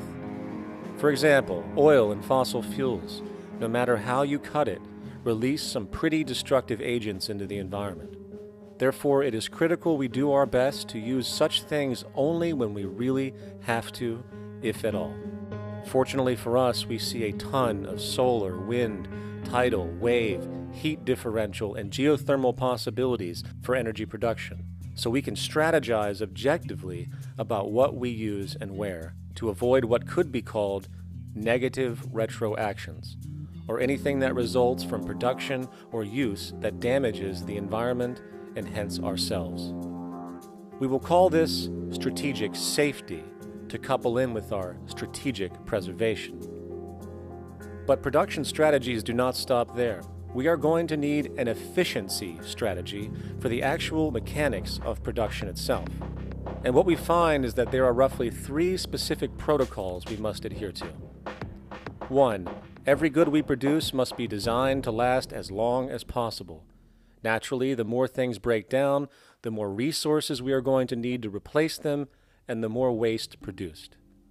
2. When things do break down or are no longer usable for whatever reason, it is critical that we harvest or recycle as much as we possibly can. So the production design must take this into account directly at the very earliest stages. 3. Quickly evolving technologies, such as electronics, which are subject to the fastest rates of technological obsolescence, would need to be designed to foreshadow and accommodate physical updates. The last thing we want to do is throw away an entire computer system just because it has only one broken part or is outdated. So we simply design the components to be easily updated, part by part, standardized and universally interchangeable, foreshadowed by the current trend of technological change. And when we realize that the mechanisms of strategic preservation, strategic safety, and strategic efficiency are purely technical considerations, devoid of any human opinion or bias, we simply program these strategies into a computer which can weigh and calculate all the relevant variables, allowing us to always arrive at the absolute best method for sustainable production based on current understandings. And while that might sound complex, all it is a glorified calculator. Not to mention such multivariate decision-making and monitoring systems are already used across the world today for isolated purposes. It is simply a process of scaling it out. So, now we not only have our resource management system, but also a production management system, both of which are easily computer automated to maximize efficiency, preservation, and safety. The informational reality is that the human mind, or even a group of humans, cannot track what needs to be tracked. It must be done by computers, and it can be. And this brings us to the next level, distribution. What sustainability strategies make sense here? Well, since we know that the shortest distance between 2 points is a straight line, and since energy is required to power transport machines, the less transport distance, the more efficient. Producing goods in one continent and shipping them over to another only makes sense if the goods in question simply cannot be produced in the target area. Otherwise, it is nothing but wasteful. We must localize production so distribution is simple, fast, and requires the least amount of energy. We'll call this the proximity strategy, which simply means we reduce the travel of goods as much as possible, whether raw materials or finished consumer products. Of course, it might also be important to know what goods we are transporting and why, and this falls under the category of demand. And demand is simply what people need to be healthy and to have a high quality of life. The spectrum of material human needs range from core life-supporting necessities, such as food, clean water, shelter, to social and recreational goods, which allow for relaxation and personal social enjoyment, both important factors in human and social health overall. So, very simply, we take another survey. People describe their needs, demand is assessed, and production begins based on that demand. And since the level of demand of different goods will naturally fluctuate and change around different regions, we need to create a demand distribution tracking system, so to avoid overruns and shortages. Of course, this idea is old news. It is used in every major store chain today to make sure they keep up with their inventory. Only this time we are tracking on a global scale. But, wait a minute, we really can't fully understand demand if we don't account for the actual usage of the good itself. Is it logical and sustainable for every single human to, say, have one of everything made, regardless of their usage? No. That would be simply wasteful and inefficient. If a person has a need for a good, but that need is only for, say, 45 minutes a day on average, it would be much more efficient if that good was made available to them and to others when needed. Many forget that it isn't the good that they want, it is the purpose of that good. When we realize that the good itself is only as important as its utility, we see that external restriction, or what we might call today ownership, is extremely wasteful and environmentally illogical in a fundamental economic sense. So, we need to devise a strategy called strategic access. This will be the foundation of our demand distribution tracking system, which makes sure we can meet the demand of the population's needs for access of whatever they need when they need it. And as far as physically obtaining the goods, centralized and regional access centers all make sense for the most part, placed in close proximity to the population, and a person would simply come in, take the item, use it, and when finished, return it when it is no longer needed. Sort of how a library works today. In fact, these centers could not only exist in the community in the way we see local stores today, but specialized access centers would exist in specific areas where often certain goods are utilized, saving more energy with less repeat transport. And once this demand tracking system is in order, it is tied into our production management system, and of course into our resource management system, hence creating a unified, dynamically updating global economic management machine that simply makes sure we remain sustainable, starting with securing the integrity of our finite resources, moving to make sure we only create the best, most strategic goods possible, while distributing everything in the most intelligent and efficient way. And the unique result of this preservation-based approach, which is intuitively counter to many, is that this logical, ground-up, empirical process of preservation and efficiency, which can only define true human sustainability on this planet, would likely enable something never before seen in human history. Access abundance, not just for a percentage of the global population, but the entire civilization. This economic model, as was just generalized, this responsible systems approach to total Earth resource management and processes, designed again to do nothing less than take care of humanity as a whole in the most efficient and sustainable way, could be termed a resource-based economy. The idea was defined in the 1970s by structural engineer Jacques Fresco, He understood back then that society was on a collision course with nature and itself, unsustainable on every level. And if things didn't change, we would destroy ourselves one way or another. Are all these things you're saying, Jacques, could they be built with what we know today, or are some of these things, are you guessing based on what we know today? No. All of these things can be built with what we know today. It would take 10 years to change the surface of the earth, to rebuild the world into a second Garden of Eden. The choice lies with you. The stupidity of a nuclear arms race, the development of weapons, trying to solve your problems politically by electing this political party or that political party, that all politics is immersed in corruption. Let me say it again.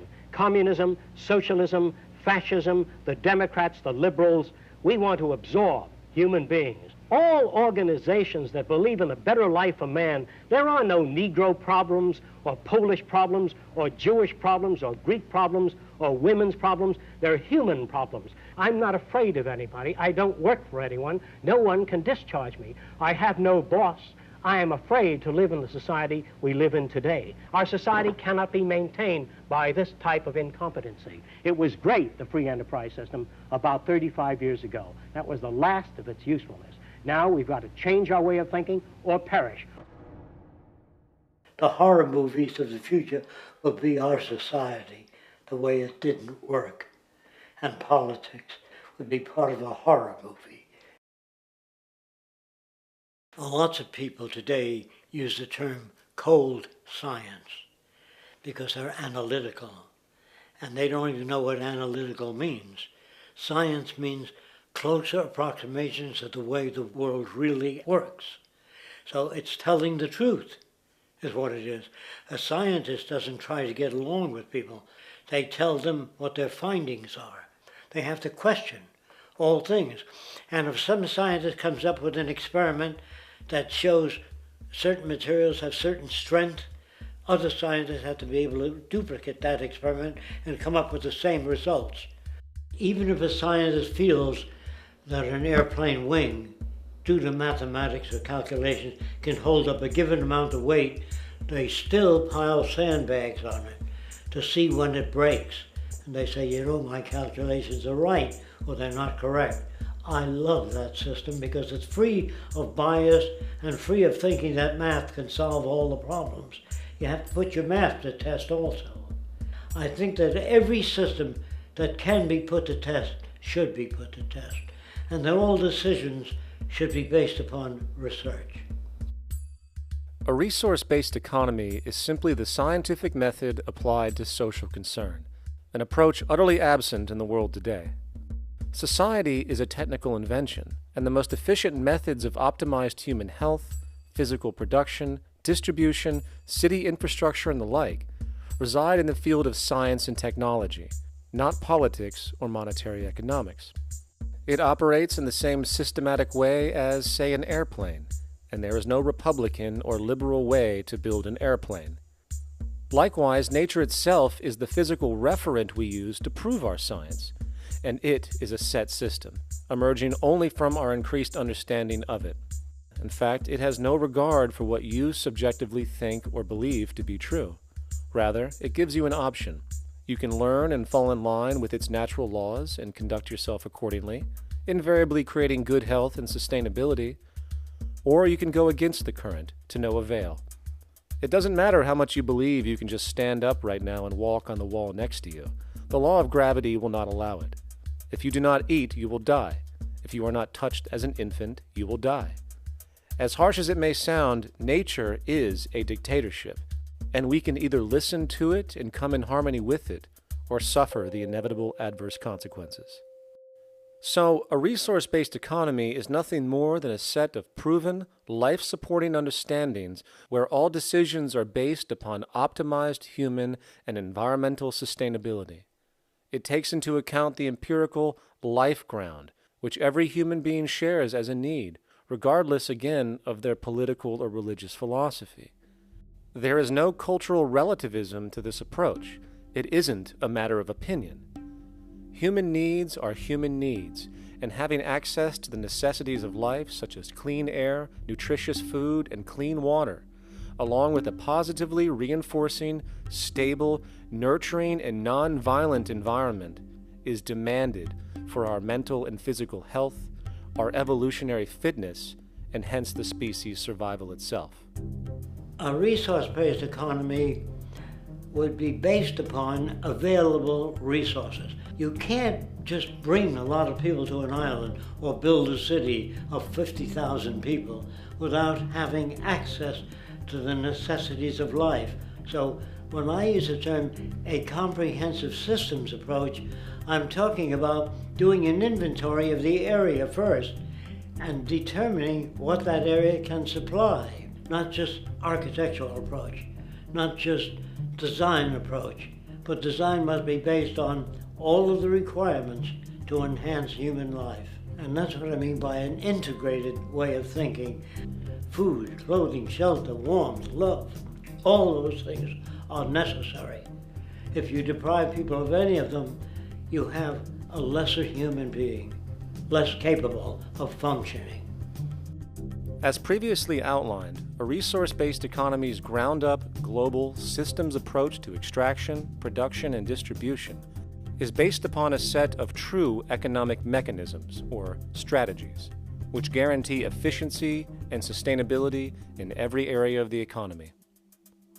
So, continuing this train of thought regarding logical design, what is next in our equation? Where does all this materialize? Cities. The advent of the city is a defining feature of modern civilization. Its role is to enable efficient access to the necessities of life, along with increased social support and community interaction. So how would we go about designing an ideal city? What shape should we make it? Square? Trapezoid? Well, given we're going to be moving around the thing, we might as well make it as equidistant as possible for ease, hence the circle. What should the city contain? Well, naturally we need a residential area, a goods production area, a power generation area, an agricultural area. But we also need nurturing as human beings, hence culture, nature, recreation, and education. So let's include a nice open park, an entertainment events area for cultural purposes and socializing, and educational and research facilities. And since we're working with a circle, it seems rational to place these functions in belts based on the amount of land required for each goal, along with ease of access. Very good. Now, let's get down to specifics. First, we need to consider the core infrastructure, or intestines, of the city organism. These would be the water, good, waste, and energy transport channels. Just as we have water and sewage systems under our cities today, we would extend this channeling concept to integrate waste recycling and delivery itself. No more mailmen or garbage men. It is built right in. We could even use automated pneumatic tubes and similar technologies. Same goes for transport. It needs to be integrated and strategically designed to reduce or even remove the need for wasteful, independent automobiles. Electric trams, conveyors, transveyors, and maglevs, which can take you virtually anywhere in the city, even up and down, along with connecting you to other cities as well. And of course, in the event an automobile is required, it is automated by satellite for safety and integrity. In fact, this automation technology is in working order right now. Automobile accidents kill about 1.2 million people every single year, injuring about 50 million. This is absurd and doesn't have to occur. Between efficient city design and automated driverless cars, this death toll can be virtually eliminated. Agriculture. Today, through our haphazard, cost-cutting industrial methods, using pesticides, excessive fertilizers, and other means, we have successfully destroyed much of the arable land on this planet, not to mention also extensively poisoning our bodies. In fact, industrial and agricultural chemical toxins now show up in virtually every human being tested, including infants. Fortunately, there is a glaring alternative: the soilless mediums of hydroponics and aeroponics, which also reduce nutrient and water requirements by up to 75% of our current usage. Food can now be organically grown on an industrial scale in enclosed vertical farms, such as in 50-story 1-acre plots, virtually eliminating the need for pesticides and hydrocarbons in general. This is the future of industrial food cultivation, efficient, clean, and abundant. So, such advanced systems would be, in part, what comprise our agricultural belt, producing all the food required for the entire city's population, with no need to import anything from the outside, saving time, waste, and energy. And speaking of energy, the energy belt would work in a systems approach to extract electricity from our abundant renewable mediums, specifically wind, solar, geothermal, and heat differentials, and if near water potentials, tidal and wave power. To avoid intermittency and make sure a positive net energy return occurs, these mediums would operate in an integrated system, powering each other when needed, while storing excessive energy to large supercapacitors under the ground, so nothing can go to waste. And not only does the city power itself, particular structures will also power independently and generate electricity through photovoltaic paints, structural pressure transducers, the thermocouple effect, and other current but underutilized technologies. But of course, this begs the question, how does this technology and goods in general get created in the first place? This brings us to production. The industrial belt, apart from having hospitals and the like, would be the hub of factory production. Completely localized overall, it would of course obtain raw materials by way of the global resource management system just discussed, with demand being generated by the population of the city itself. As far as the mechanics of production, we need to discuss a new, powerful phenomenon, which was sparked very recently in human history and is on pace to changing everything. It's called mechanization, or the automation of labor. Well, if you look around you, you'll notice that almost everything that we use today is built automatically. Your shoes, your clothes, your home appliances, your car, and so on. They are all built by machines in an automatic way. Can we say that the society has not been influenced by these major technological advancements? Of course not. These systems really dictate new structures and new needs, and they make a lot of other things obsolete. So we've been going up in the development and use of technology in an exponential way. So definitely automation is going to continue. You cannot stop technologies that just make sense. Labor automation through technology is at the bottom of every major social transformation in human history. From the agricultural revolution and the invention of the plow, to the industrial revolution and the invention of the powered machine, to the information age we live in now, through essentially the invention of advanced electronics and computers. And with regard to advanced production methods today, mechanization is now evolving on its own, moving away from the traditional method of assembling component parts into a configuration into an advanced method of creating entire products in one single process.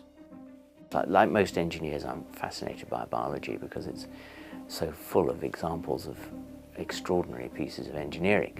And what biology is the study of things that copy themselves. Of course, that's good a definition of life as we've got.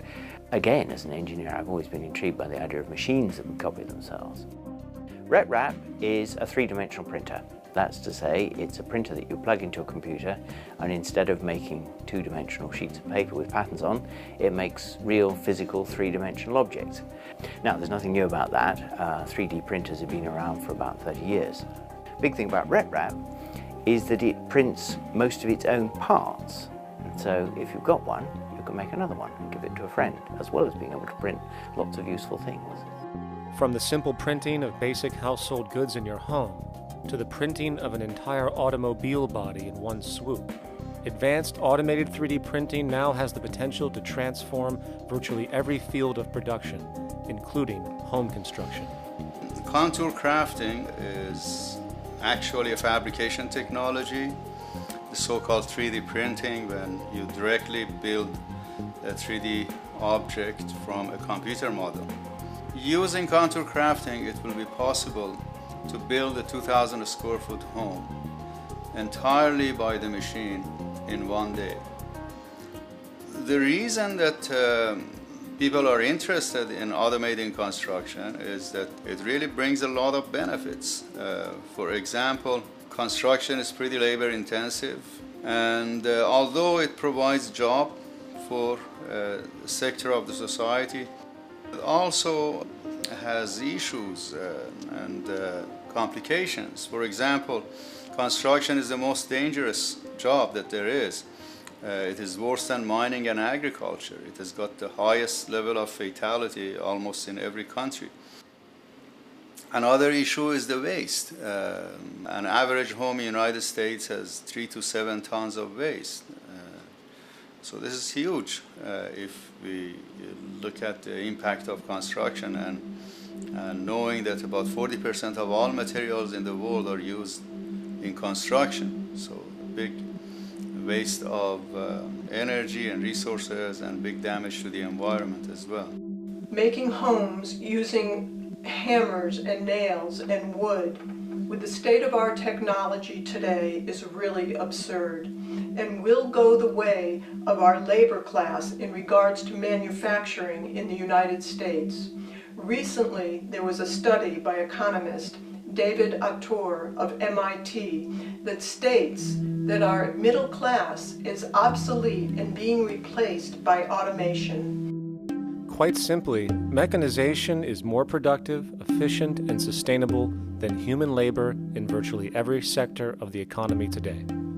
Machines do not need vacations, breaks, insurance, pensions, and they can work 24 hours a day every day.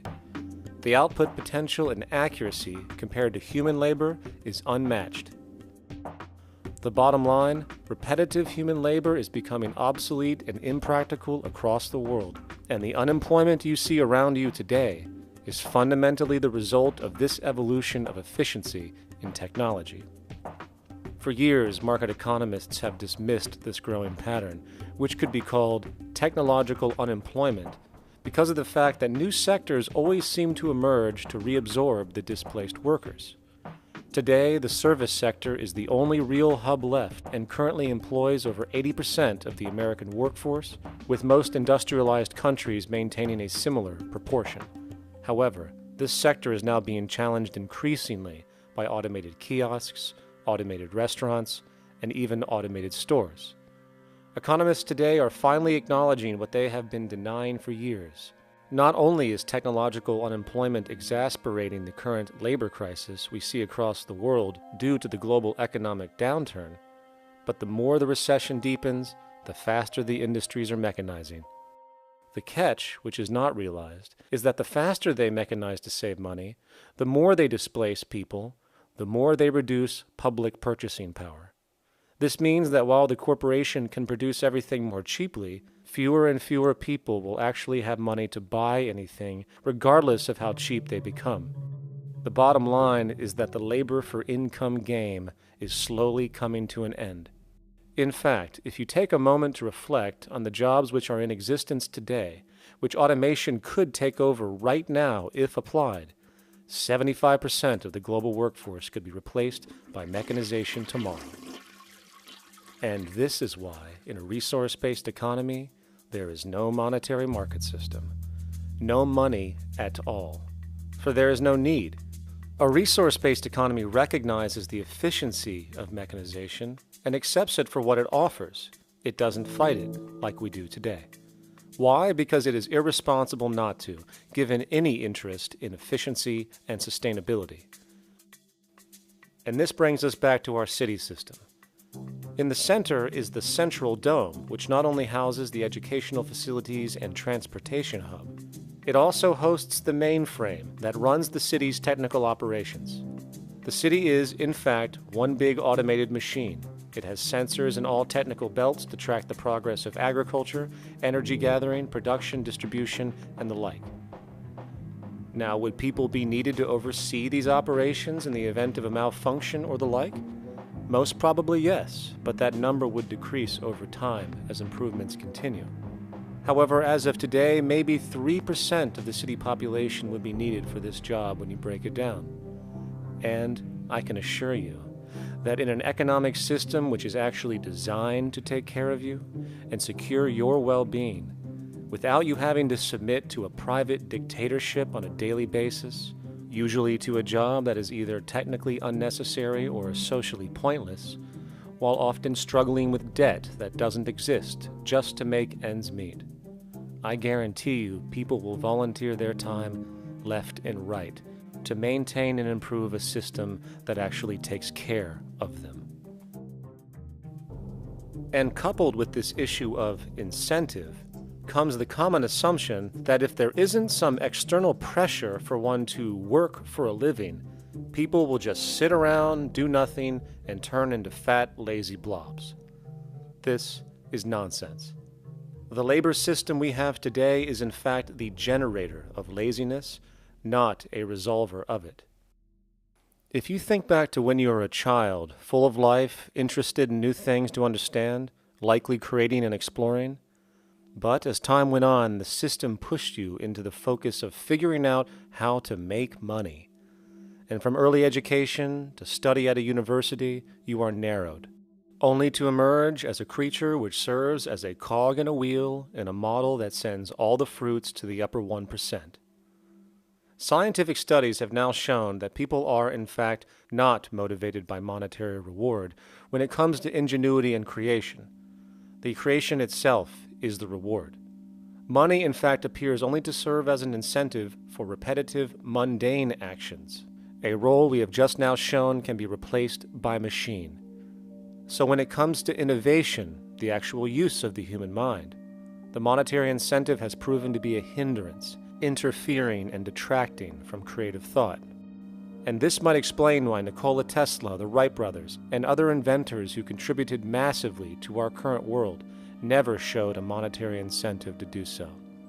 Money is, in fact, a false incentive and causes 100 times more distortion than it does contribution. Good morning, class. Please settle down. The first thing I would like to do is go around the room and ask what everyone would like to be when they grow up. Who would like to go first? Okay, how about you, Sarah? When I grow up, I want to work at McDonald's like my mom. Oh, family tradition, eh? How about you, Linda? When I grow up, I'm going to be a prostitute on the streets of New York City. Oh, glamour girl, huh? Very ambitious. How about you, Tommy? When I grow up, I'm going to be a rich, elitist businessman who works on Wall Street and profits off of the collapse of foreign economies. Enterprising, and great to see some multicultural interest. As stated before, a resource-based economy applies the scientific method to social concern, and this isn't limited to simply technical efficiency. It also has the consideration of human and social well-being directly and what comprises it. What good is a social system if, in the end, it doesn't produce happiness and peaceful coexistence? So it is important to point out that with the removal of the money system and the necessities of life provided, we would see a global reduction in crime by about 95% almost immediately, for there is nothing to steal, embezzle, scam, or the like. 95% of all people in prisons today are there due to some monetary-related crime or drug abuse, and drug abuse is a disorder, not a crime. So what about the other 5%, the truly violent, often seeming to some as being violent for the sake of being violent? Are they just evil people? The reason that I frankly think it's a waste of time to engage in moral value judgments about people's violence is because it doesn't advance by one iota our understanding of either the causes or the prevention of the violent behavior. People sometimes ask if I believe in forgiving criminals. My answer to that is, no, I don't believe in forgiveness any more than I believe in condemnation. It's only if we as a society can take the same attitude of treating violence as a problem in public health and preventive medicine rather than as a moral evil. It's only when we make that change in our own attitudes and assumptions and values that we will actually succeed in reducing the level of violence rather than stimulating it, which is what we do now. The more justice you seek, the more hurt you become, because there's no such thing as justice. There is whatever there is out there. That's it. In other words, if people are conditioned to be racist and bigots, if they're brought up in an environment that advocates that, why do you blame the person for it? They're a victim of a subculture. Therefore, they have to be helped. The point is, we have to redesign the environment that produces aberrant behavior. That's the problem, not putting a person in jail. That's why judges, lawyers, freedom of choice, such concepts are dangerous, because it gives you misinformation that the person is bad or that person is a serial killer. Serial killers are made, just like soldiers become serial killers with a machine gun. They become killing machines, but nobody looks at them as murderers or assassins, because that's natural. So we blame people. We say, well, this guy was a Nazi, he tortured Jews. No, he was brought up to torture Jews. Once you accept the fact that people have individual choices and they're free to make those choices, free to make choices means without being influenced. And I can't understand that at all. All of us are influenced in all our choices by the culture we live in, by our parents, and by the values that dominate. So we're influenced. So there can't be free choices. What's the greatest country in the world? The true answer, I haven't been all over the world, and I don't know enough about different cultures to answer that question. I don't know anybody that speaks that way. They say, good old USA, the greatest country in the world. There's no survey. Have you been to India? No. Have you been to England? No. Have you been to France? No. What do you make your assumptions on? They can't answer. They get mad at you. They say, well, goddamn it, who the hell are you to tell me what to think? You know, don't forget, you're dealing with aberrated people. They're not responsible for their answers. They're victims of culture. That means they've been influenced by their culture.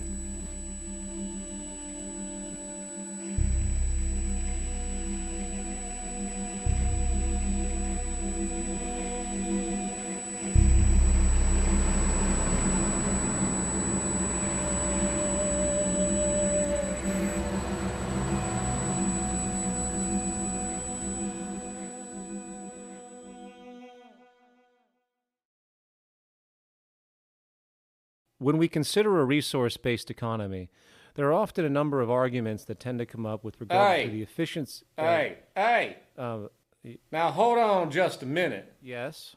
I know what this is. This is called Marxism, buddy. Stalin killed 800 billion people because of ideas like this. My father died in the gulag. Hold on. Communist, fascist. You don't like America, you should just leave. All right, everybody just calm down. Death to the New World Order. Death to the New World Order. And as the irrationality of the audience grew, shocked and confused, suddenly the narrator suffered a fatal heart attack. And the seemingly communist propaganda film was no more.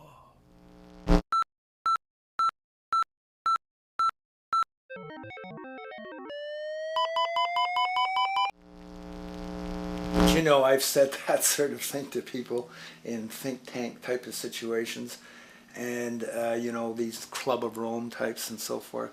Marxist. What Marxist? Where did that come from?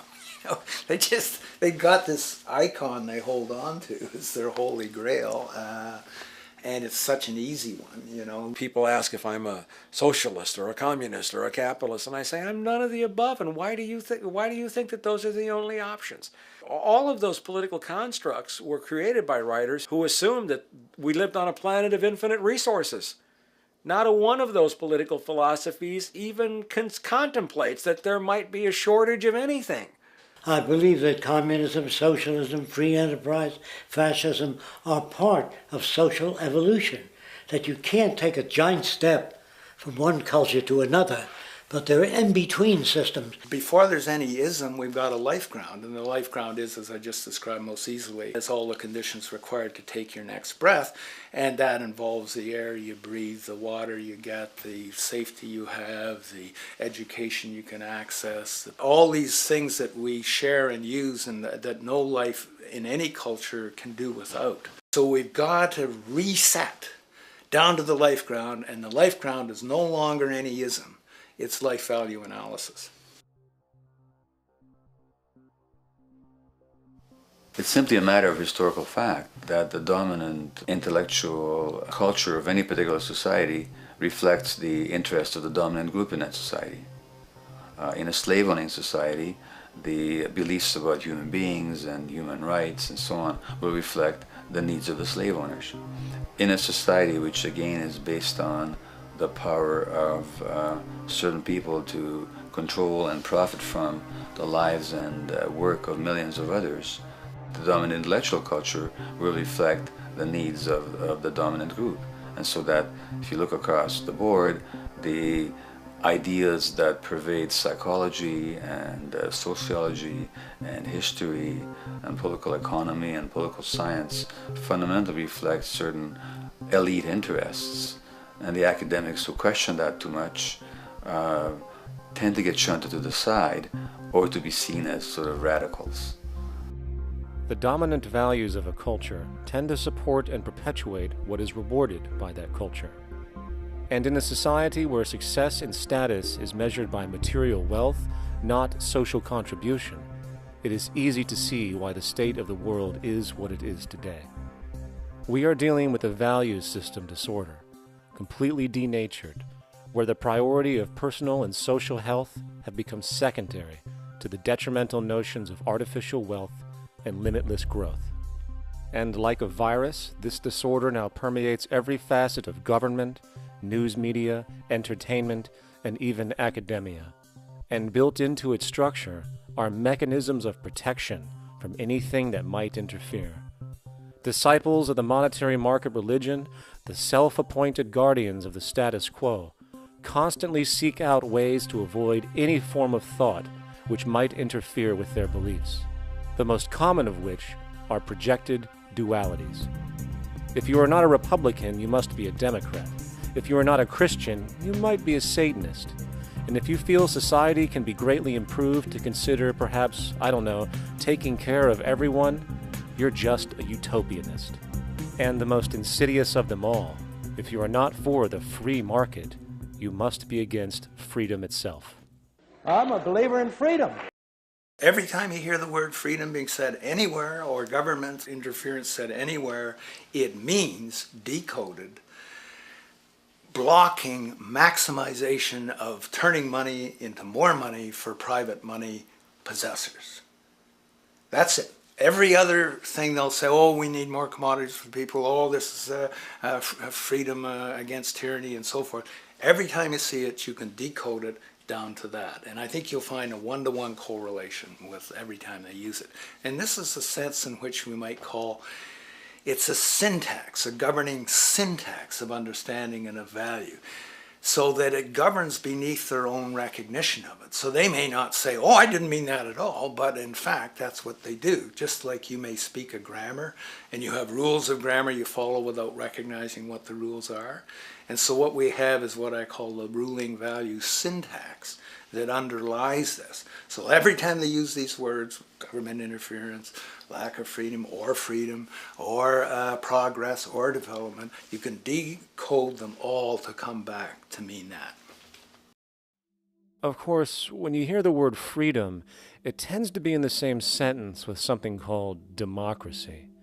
It's fascinating how people today seem to believe that they actually have a relevant influence on what their government does, forgetting that the very nature of our system offers everything for sale.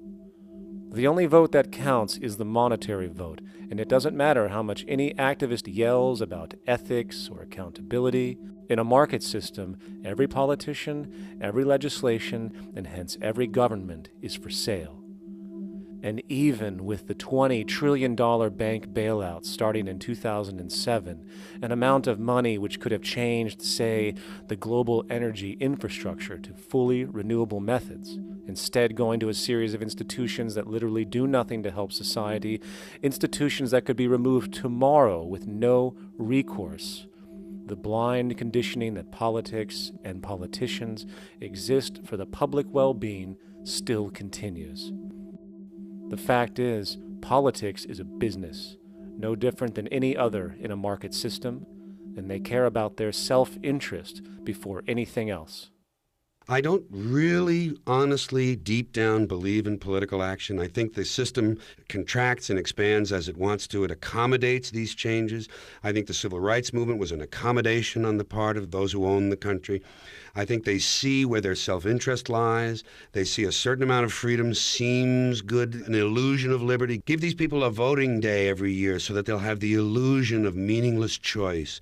Meaningless choice that we go like slaves and say, "Oh, I voted." The limits of debate in this country are established before the debate even begins, and everyone else is marginalized. They're made to seem either to be communists or some sort of disloyal person, a kook, there's a word, and now it's conspiracy. Say, they've made that something that should not be even entertained for a minute, that powerful people might get together and have a plan. Doesn't happen. You're a kook. You're a conspiracy buff. And of all the mechanisms of defense of this system, there are two that repeatedly come up. The first is this idea that the system has been the cause of the material progress we have seen on this planet. Well, no. There are basically two root causes which have created the increased so-called wealth and population growth we see today. One, the exponential advancement of production technology, hence scientific ingenuity. And two, the initial discovery of abundant hydrocarbon energy, which is currently the foundation of the entire socioeconomic system. The free market, capitalist, monetary market system, whatever you want to call it, has done nothing but ride the wave of these advents with a distorted incentive system and a haphazard, grossly unequal method of utilizing and distributing those fruits. The second defense is a belligerent social bias generated from years of propaganda, which sees any other social system as a route to so-called tyranny, with various name droppings of Stalin, Mao, Hitler, and the death tolls they generated. Well, as despotic as these men might have been, along with the societal approaches they perpetuated, when it comes to the game of death, when it comes to the systematic daily mass murder of human beings, nothing in history compares to what we have today. Famines throughout at least the last century of our history have not been caused by a lack of food. They've been caused by relative poverty. The economic resources were so inequitably distributed that the poor simply didn't have enough money with which to buy the food that would have been available if they could have afforded to pay for it. That would be an example of structural violence. Another example, in Africa and some other areas, but I'll particularly focus on Africa, tens of millions of people are dying of AIDS. Why are they dying? It's not because we don't know how to treat AIDS. We have, millions of people in the wealthy countries are getting along remarkably well because they have the medicines that will treat it. The people in Africa who are dying of AIDS are not dying because of the HIV virus. They're dying because they don't have the money with which to pay for the drugs that would keep them alive. Gandhi saw this. He said the deadliest form of violence is poverty. And that's absolutely right. Poverty kills far more people than all the wars in history, more people than all the murderers in history, more than all the suicides in history. Not only does structural violence kill more people than all the behavioral violence put together, structural violence is also the main cause of behavioral violence.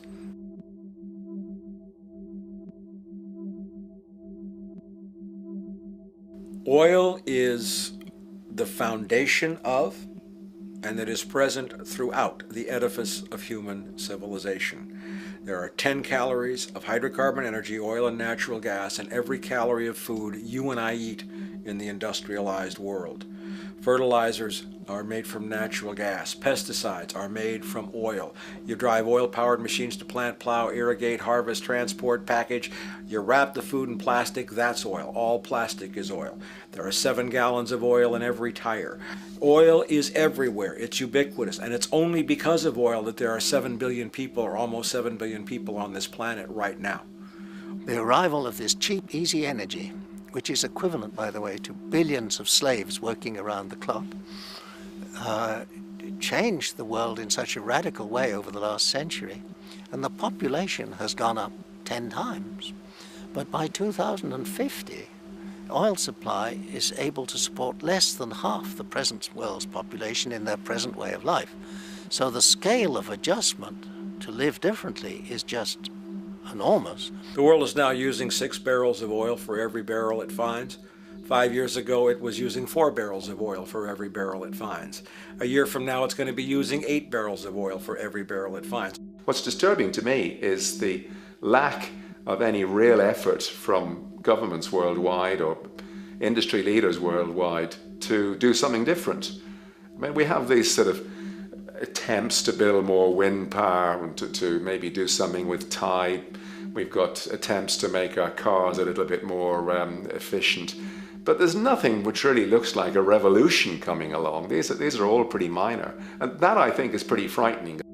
And the governments who are driven by these economists who don't really appreciate what we're talking about are trying to stimulate consumerism to restore past prosperity in the hope that they can restore the past. They're printing yet more money lacking any collateral at all.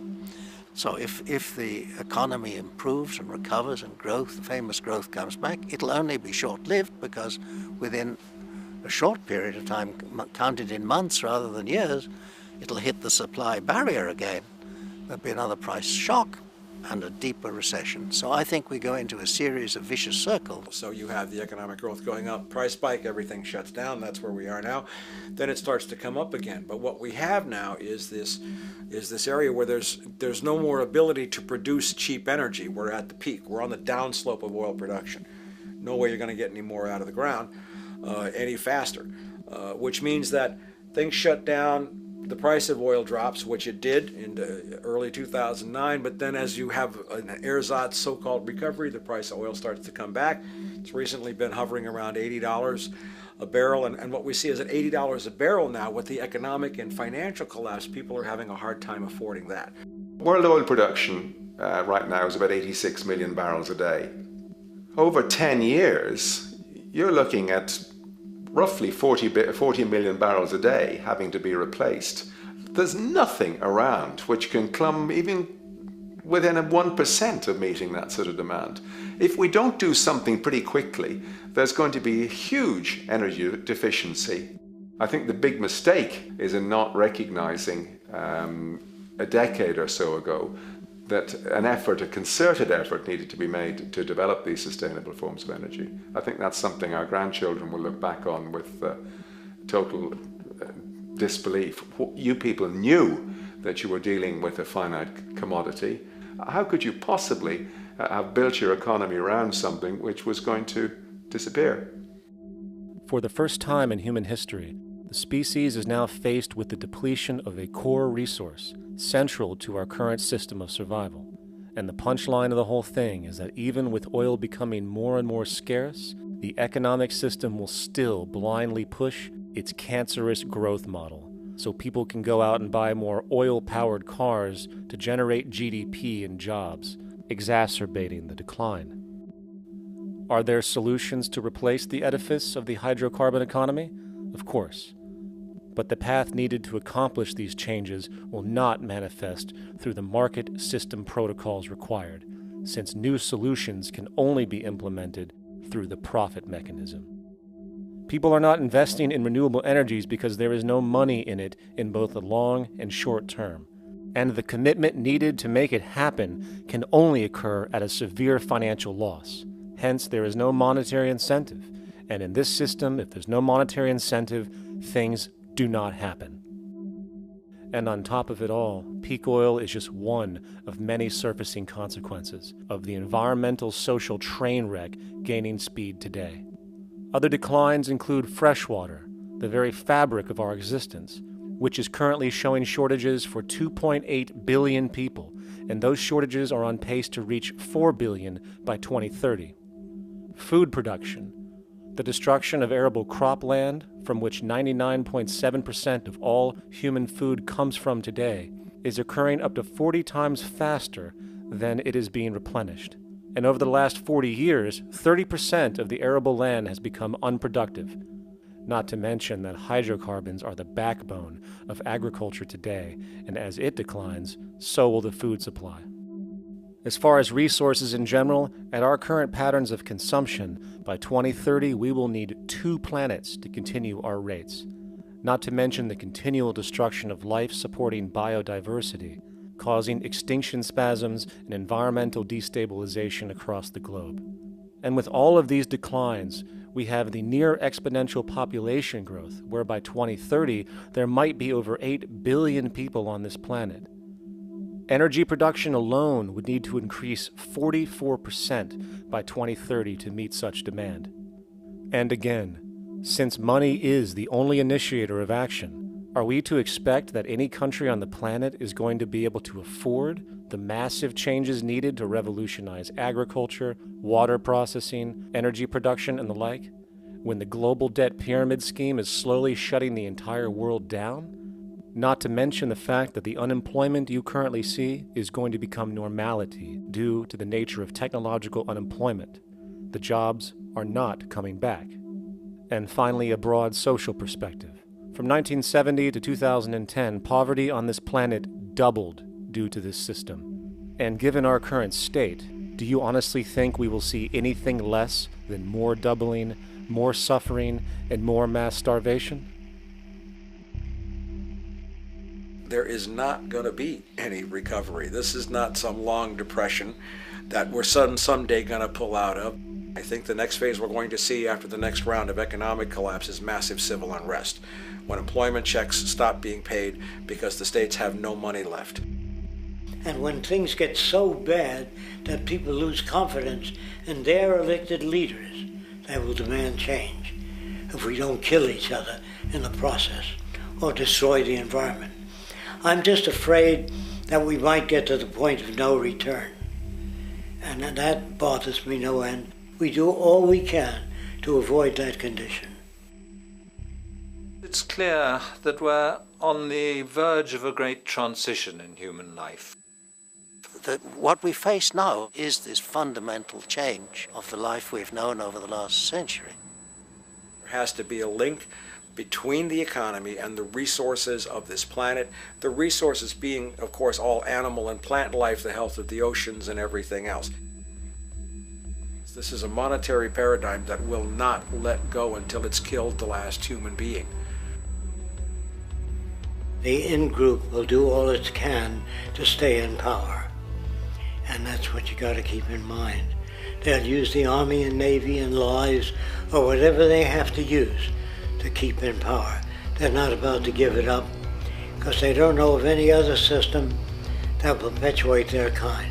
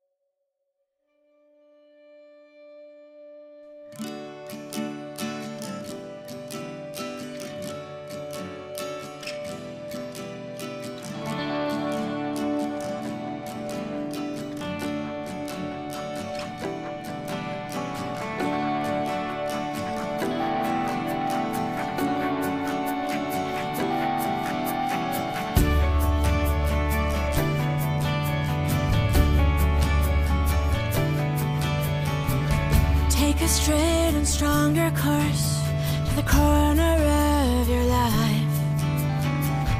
Just remember that the goal is for us all to capture all we want. We have to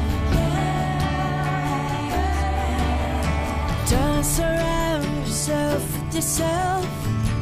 Move on back to squares. Send an instant karma to me, and I shall live with love and care for yourself. 'Cause it's time and time with your time, and its news is captured for the queen to use.